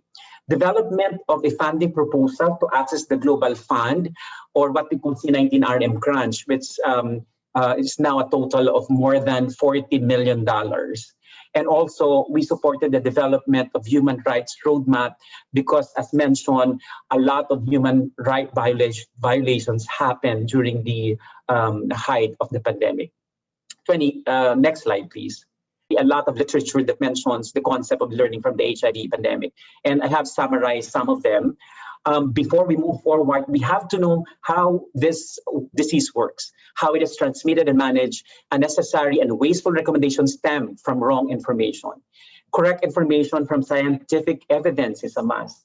Having a resilient and sustainable health program systems depend on health workers and community health workers delivering care.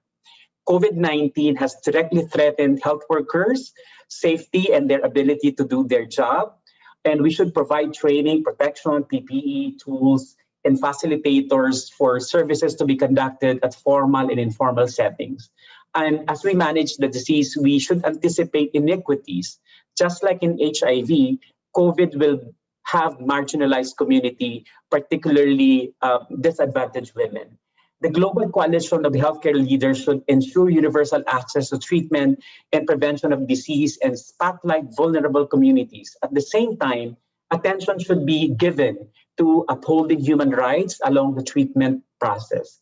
We should also challenge the stigma surrounding the disease. It is glaringly obvious right now how COVID patients and suspects are being stigmatized and discriminated.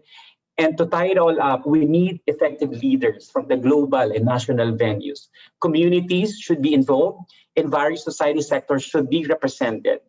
This is not purely a medical effort, nor should it be a purely military or administrative one.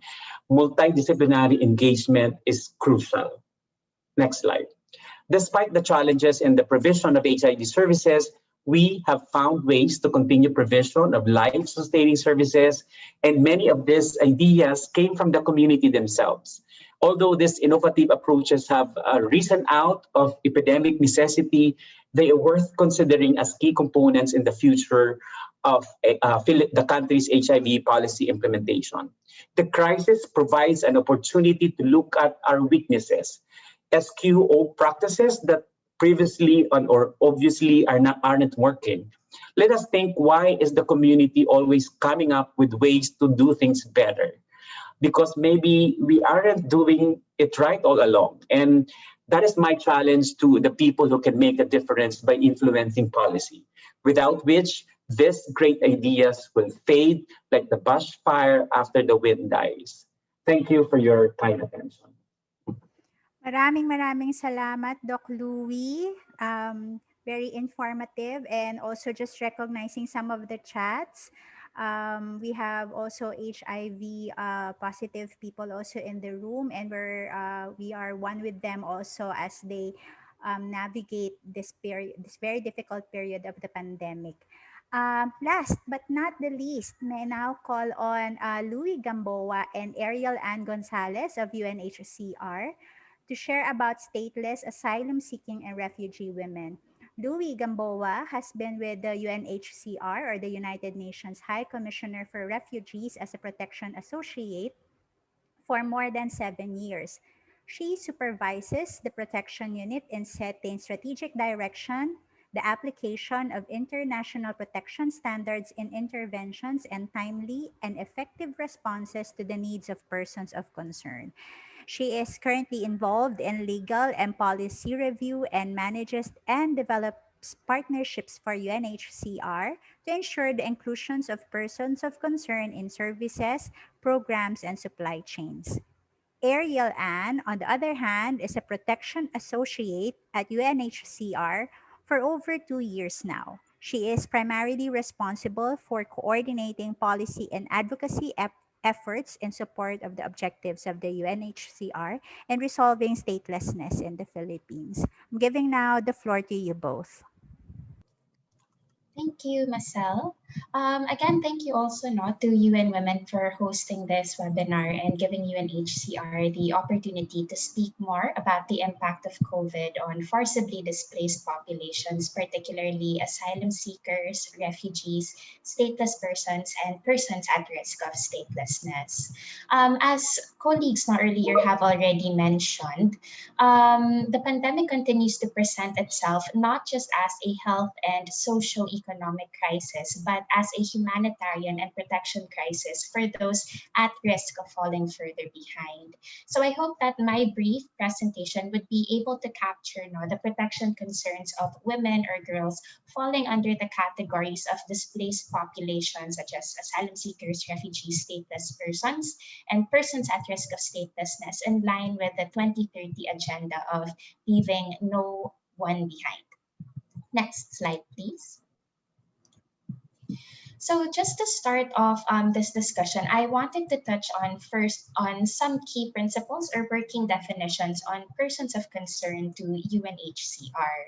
UNHCR primarily caters to refugees, and the definition on your screen is based on the 1951 Convention relating to the status of refugees, to which the Philippines is a state party to. The 1951 Convention gives us a working definition of who refugees are, and it defines refugees as individuals with a well-founded fear of persecution because of race, religion, nationality, membership of a particular social group or political opinion, is outside the country of his or her nationality, and in the situation of stateless persons, outside the country of his or her former habitual residence. And these individuals are unable, or because of that fear, that fear of persecution, are unwilling to avail of themselves the protection of that country. It's important to note that the definition of a refugee is very specific. It's used sometimes interchangeably with the concept of migrants. But as you can see, an individual, in order to be considered as a refugee, an individual must meet the elements or the criteria outlined in this definition, which is very different from the concept, for example, of an economic migrant. It's important to note that refugees are individuals who are fleeing persecution, individuals who have lost the protection of their own countries and are needing international protection or the assistance of other states to access their basic rights and their basic freedom. Another concept that I wanted to touch on is the concept of asylum seekers, which is again mistakenly used, interchanged as well with the concept of refugees. But as the name would suggest, asylum seekers, it refers to individuals who are seeking international protection or individuals whose asylum claim has not yet been finally decided on. So in the Philippines, while there is no definition of an asylum seeker outlined in the 1951 Convention, these are individuals who are understood, for example, when they leave their country, when there is a loss of protection, they seek the protection of other states. They seek recognition from other states to decide whether they will be granted refugee status or stateless status later on. But for purposes of this discussion, in the Philippines, as a signatory to the 1951 Convention, applications for refugee status or stateless status are facilitated by the Philippine government through the Department of Justice Refugees and Stateless Persons Protection Unit. I think just to differentiate or just to explain it more in layman's terms, the right to seek asylum is a basic human right. This is mentioned in Article 14 of the Universal Declaration of Human Rights, where every individual has the right to seek international protection. Every individual has the right to seek asylum. But because the definition of who a refugee is very specific, it has to be understood that not all asylum seekers will eventually be granted refugee status. Next slide, please. The next group of individuals that I wanted to touch on relate to the 1954 Convention relating to the status of stateless persons. The 1954 Convention is also a document to which the Philippines is a state party to. This is the sister document, a near identical text to the 1951 Convention on Refugees, but caters more specifically to stateless persons who under that convention are defined as individuals who are not considered as a national by any state, under the operation of its law. And stateless persons become persons of concern to UNHCR as well, because without nationality, without citizenship, these individuals are not able to access basic protection services that are normally provided by states to their nationals or to their citizens. An extended definition of this would be populations at risk of statelessness. So as the name again would suggest, populations at risk of statelessness are individuals who are not stateless, but due to their circumstances may become stateless in the future if preventive actions are not taken. Next slide. So on your screen, I just wanted to share with you a global overview of forcibly displaced populations. So to date, or as of 2019, there are a total of 80 million forcibly displaced, and this is a combination of refugees, asylum seekers, stateless persons, persons at risk of statelessness, and UNHCR to a certain extent. We also do work with internally displaced persons. 46% of the 20.4 million reported refugees are women, and 51% of the reported 4.2 million stateless persons in 2019 are women. So you can see, that there is a large majority of disadvantaged, or vulnerable individuals within the forcibly displaced populations who are women. Next slide, please. And just touching on, just to briefly show that in the context of the Philippines has always maintained an open door policy. In fact, we have already had 9 waves of refugees come into the Philippines. So this includes the Jewish refugees, if some of you are familiar with the movie Quezon's Game. So we did have a wave of Jewish refugees, and more recently, we've also had the Indo-Chinese refugees, or the boat people. So some of you may be familiar with Vietdel in Puerto Princesa in Palawan, or the refugee camps that we used to have in Bataan as well. So there are the Philippines has really had this humanitarian tradition of extending protection to forcibly displaced individuals. We've had this humanitarian tradition of helping those in need of international protection. And in fact, this has been reiterated by President Duterte during the 75th UN General Assembly, as well as by Secretary Locsin during the virtual donors meeting on Rohingyas in 2020 on the willingness and readiness of the Philippines to accept and provide international protection to these forcibly displaced individuals. Next slide, please. Now, these are just some figures. As I mentioned earlier, the authority that really processes asylum claims for refugee or stateless status is the Department of Justice, Refugees and Stateless Persons Protection Unit. But generally, we just have a very small population here in the Philippines. We have a total of 718 refugees, 414 asylum seekers, and 13 persons who have been determined by the Philippine government to be stateless. Most of them are men, but it doesn't discount the fact that there are also women within this population that need to be protected, or that have specific vulnerabilities that also need to be taken into consideration. So for example, in the status determination procedures of the Philippine government, there are mechanisms that consider, for example, survivors of sex and gender-based violence. There are also sensitivities, for example, that we have to consider when selecting interpreters, if they prefer female interpreters versus male interpreters, selection of lawyers who will handle their cases, if it will be a male lawyer or a female lawyer. So there are sensitivities also embedded within this asylum mechanism or protection mechanism to ensure that women are also adequately protected here in the Philippines. Next slide, please. On the next slide, there are also various groups of persons at risk of statelessness that have been identified by the Philippine government in a series of roundtable discussions that were conducted from 2010 to 2011. We have persons of Indonesian descent, we have Sama Bajaus, we have unregistered children in displacement settings, children of Philippine descent and migratory settings, and foundlings.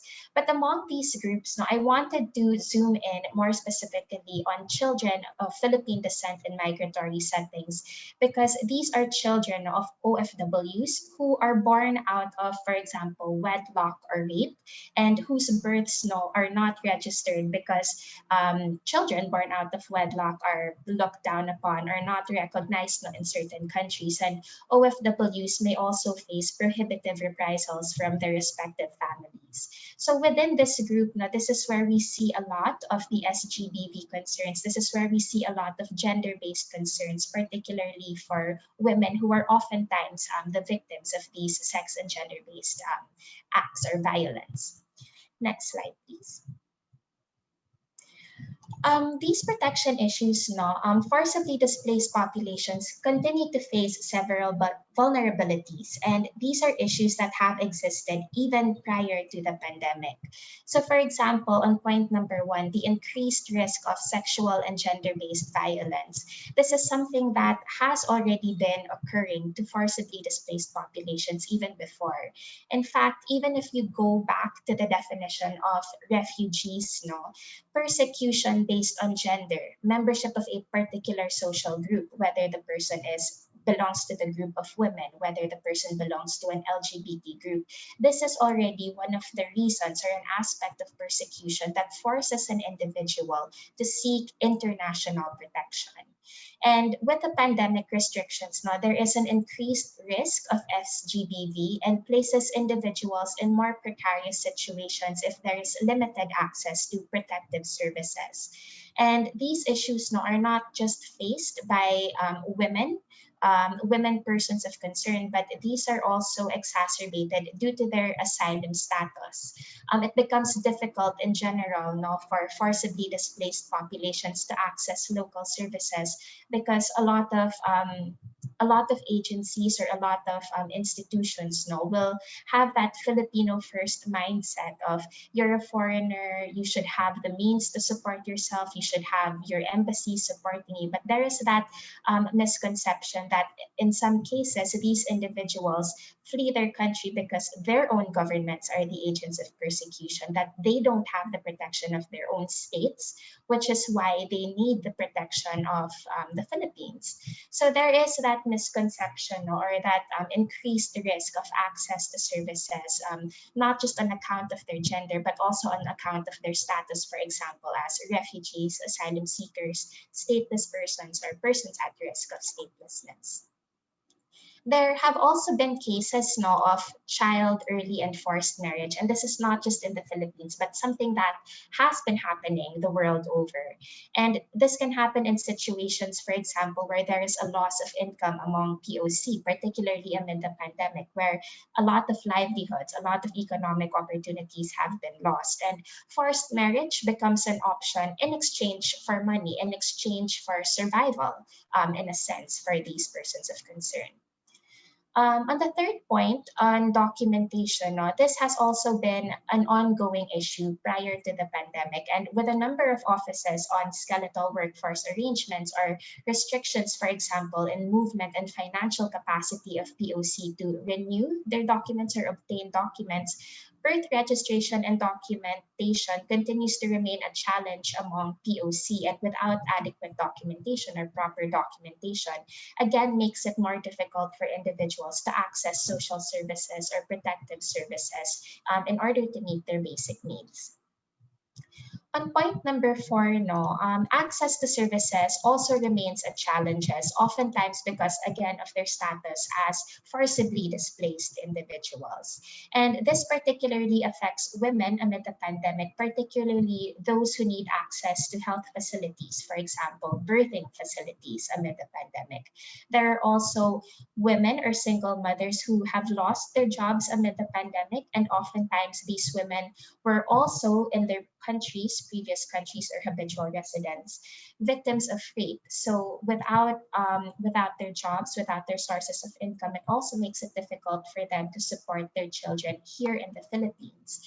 And as shared also earlier in in the prior presentations, education continues to be a challenge, not just among female students, girls who are in school, but this is also a challenge, for example, on women who now have an increased role in the household. Culturally, women are expected to take care of their children, especially for most of these persons of concern. So there is also that increased pressure or that increased role on women who are unable to support their children. But if you look at the context of these forcibly displaced individuals, they may also be victims of certain cultural practices where women in certain countries were not allowed to study. Women in certain countries were not allowed to work. So this places extra pressure on them, and they're not exactly in that best capacity, for example, to support their children in distance learning amid the pandemic. So the refugee setting also in the Philippines, we don't have refugee camps, but what we have are urban refugees, meaning that when refugees are recognized or when stateless persons are recognized by the Department of Justice as such, they have the freedom of movement to choose where in the Philippines they want to live. But because of restrictions, again, amid the pandemic, because of limited financial capacity to travel to Metro Manila, for example, where a lot of central government services are, access to services also becomes limited in this sense, given the pandemic restrictions and movement restrictions and awareness, again, on the existence of these individuals and the right to access social and protective services. And lastly, on point five, there are also certain gender discriminatory provisions in our laws and lack of safeguards in policy frameworks and development frameworks to prevent statelessness.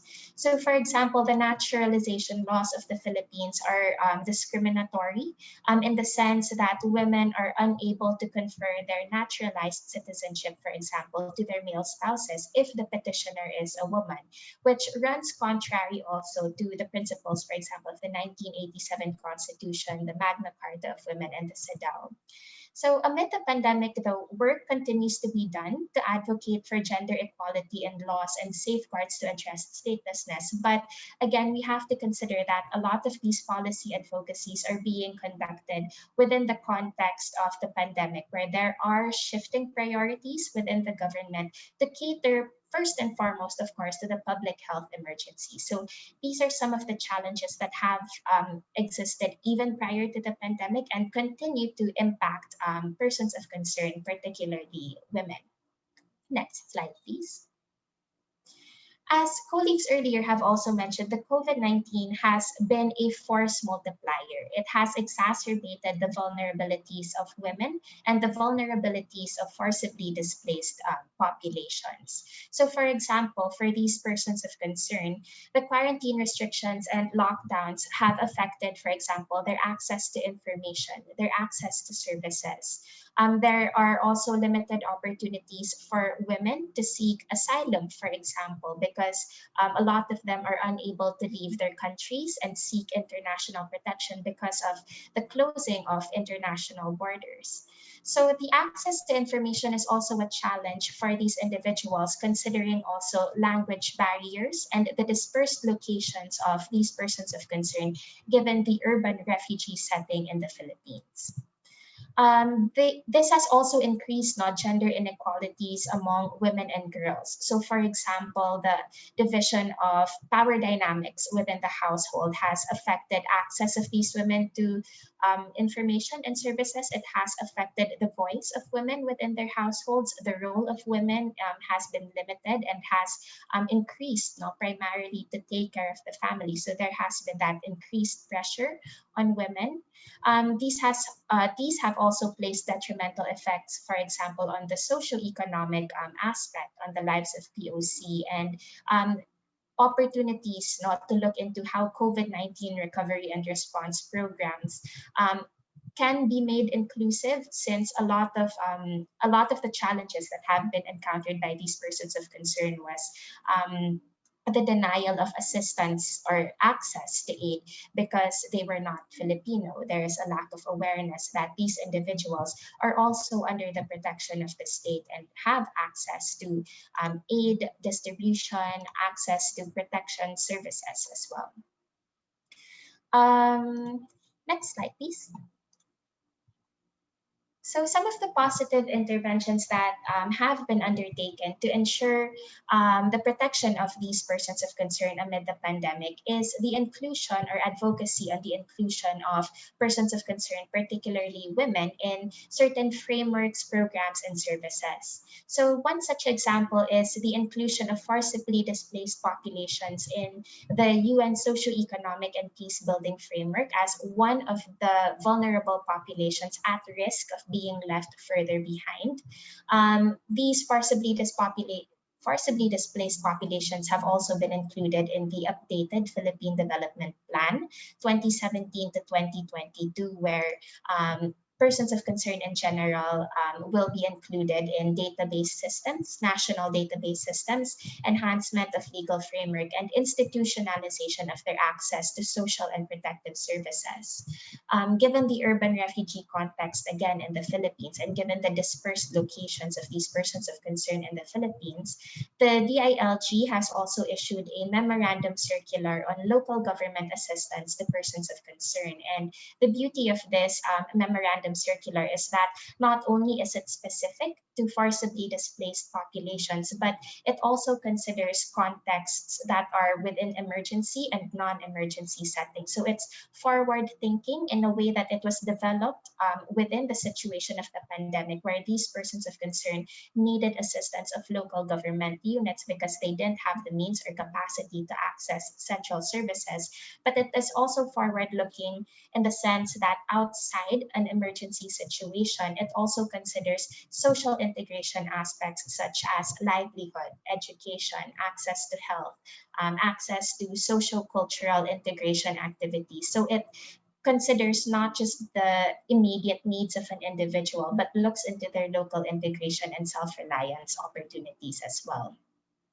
Amid the pandemic, persons of concern have also been included in select social amelioration programs, particularly the COVID Adjustment Measures Program of the Department of Justice and the of the Department of Labor and Employment, as well as the Joint Memorandum Circular of the Department of Labor and Employment and the Department of Tourism for individuals in the tourism sector.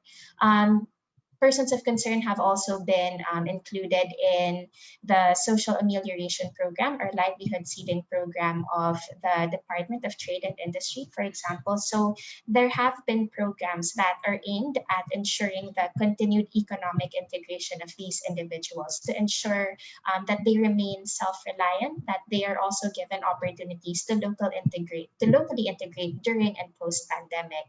And ongoing at this point is also the inclusion of persons of concern in vaccination programs. And recently, the Department of Health has also issued Memorandum 2021-0157, and there's a particular provision on the vaccination of foreign nationals, which includes these persons of concern as well. Next slide.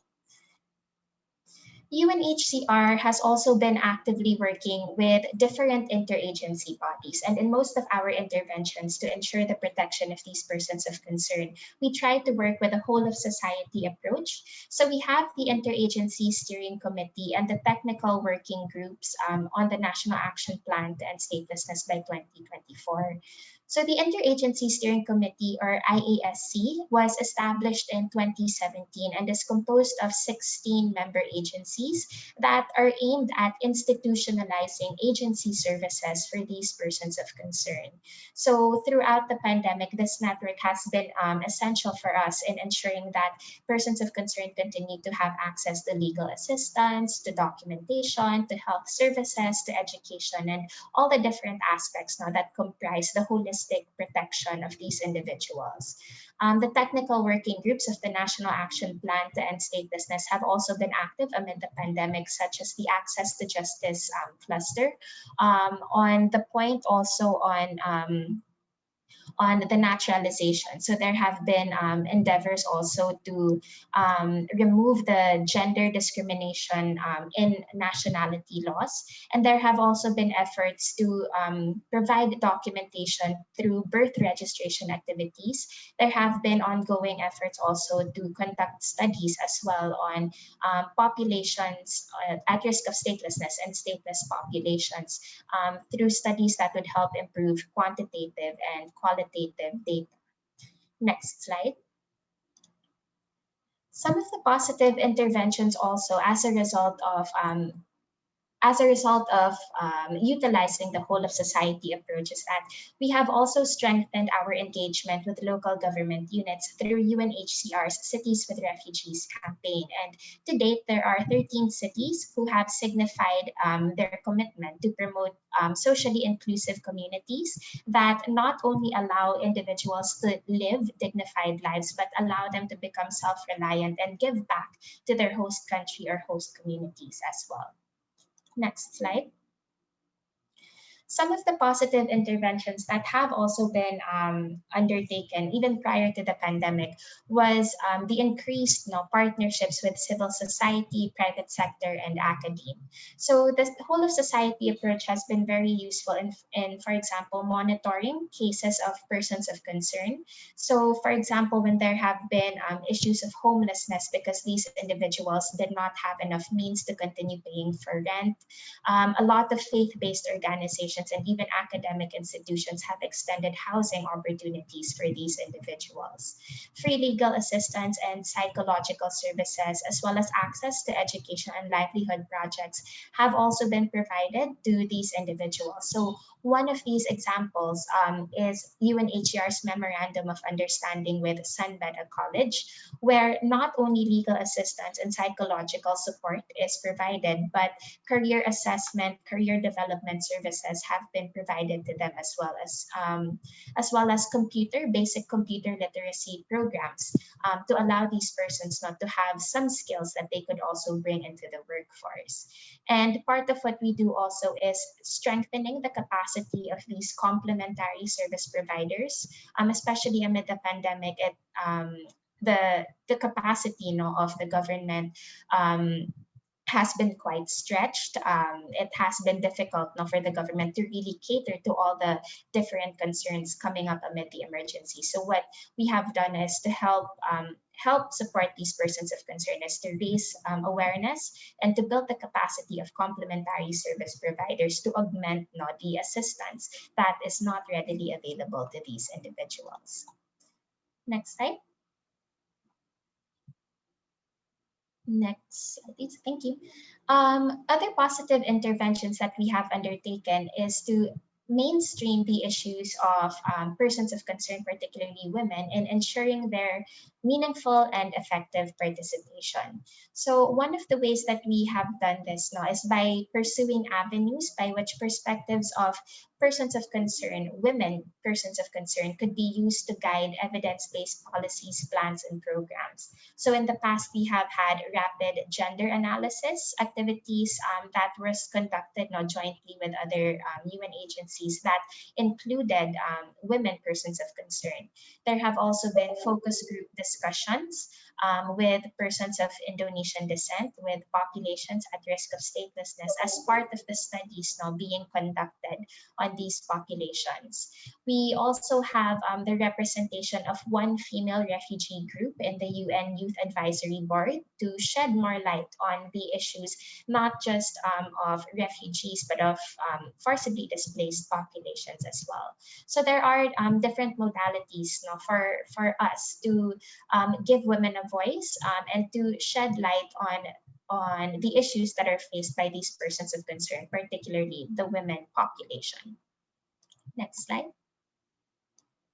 So ways forward, given the limitations of the pandemic, we still see that participatory and inclusive approaches are very important in giving a voice to women and girls who fall within the context of forcibly displaced populations.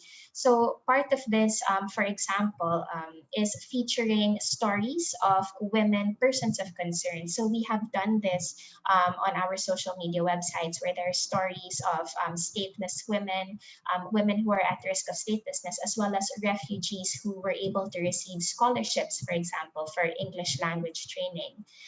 Women POC have also been capacitated to become leaders within their groups.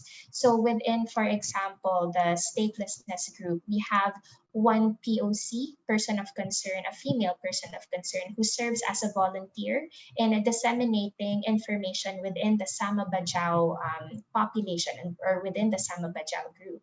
We also have a female refugee who received a scholarship from the La Salle University for English language training, who is now teaching other women refugees English language as well as part of her contribution in helping them adjust to the Philippines. So other than that, we also see the inclusion of women persons of concern in programs and services to be important to ensure that they are holistically and adequately protected here in the Philippines. We also see the enhancement of the policy and legal framework important, that it includes POC women and that non-discriminatory provisions are embedded in these legal frameworks. We also see the full implementation of the Magna Carta of Women as something that needs to continue to be pursued and enhance this aggregated data collection to ensure that it also captures the issues and the concerns, not just of forcibly displaced populations, but also the specific issues of women in order to properly or adequately address their concerns and their needs as well. That's all for my slide. Back to you, Marcel. Thank you. Thank you so much, Louie. Let's give a round of applause to all our speakers for today. For our speakers, kindly let us know if you want us to share your email address so that our participants could reach you for further questions as we are running out of time. Kindly, for the speakers, kindly directly message Cami for consent. Before we go on the synthesis, just some questions that were raised in the chat box, specifically for Attorney Kathy. There's a question on why do women have no access to their lawyers during the pandemic, and what are the barriers for that? Also, are there women with disabilities in the detention centers, and is there accessibility provided for them? So, Attorney Kathy, if you could answer those questions. Hi, Marcel. My internet connection is not so good. Is it okay if I don't turn on my camera? Sure, sure. Okay, so for the first question, because of the lockdown, jail visits are no longer allowed, and the hearings, I think one of our other speakers, I think it was Maya, who also mentioned that the hearings have been moved to online, and and and even the online hearings are not really regularly held. There are a lot of pending cases still. So the public attorneys, which handle mostly the cases of our women detainees who can't afford to pay for private lawyers, they're really not allowed to go to the jails at all to discuss the cases with their clients. So what happens is it's the family members who have to go to the PAO to follow up if they have any questions about their cases. And so the contact of the family members with the PAO is also limited because of the restrictions on mobility and things like that. And then there are still a lot of, like I mentioned, there are still a lot of women in detention who have not had access to their family, even through online means. And so no access to family means there's no one who will follow up your case for you. And so that these are the different factors that hinder our women from having contact with their counsel, with their lawyers. I hope I answered the question. As for Yeah. the second one, Yeah, yes, for I'm the sure there women with are. disabilities. Yes, I'm sure there are, but it's also, again, there's a lack of data, That's true. research to really check especially now that we can't go and see for ourselves. Right. So I think I hope that we come, this pandemic ends soon, because until then we can't really do in-person research or in-person jail visits, and it's That's true. different when you're just talking online. You can't really see the actual situation. That's I hope true. I answered your questions satisfactorily.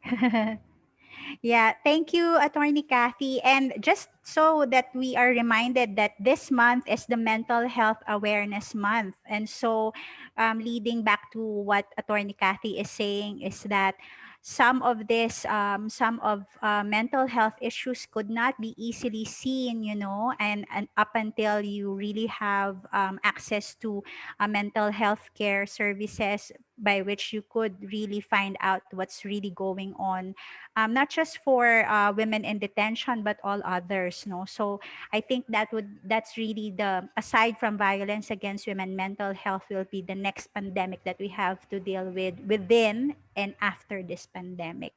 So with that, thank you so much for everyone. We ran out of time.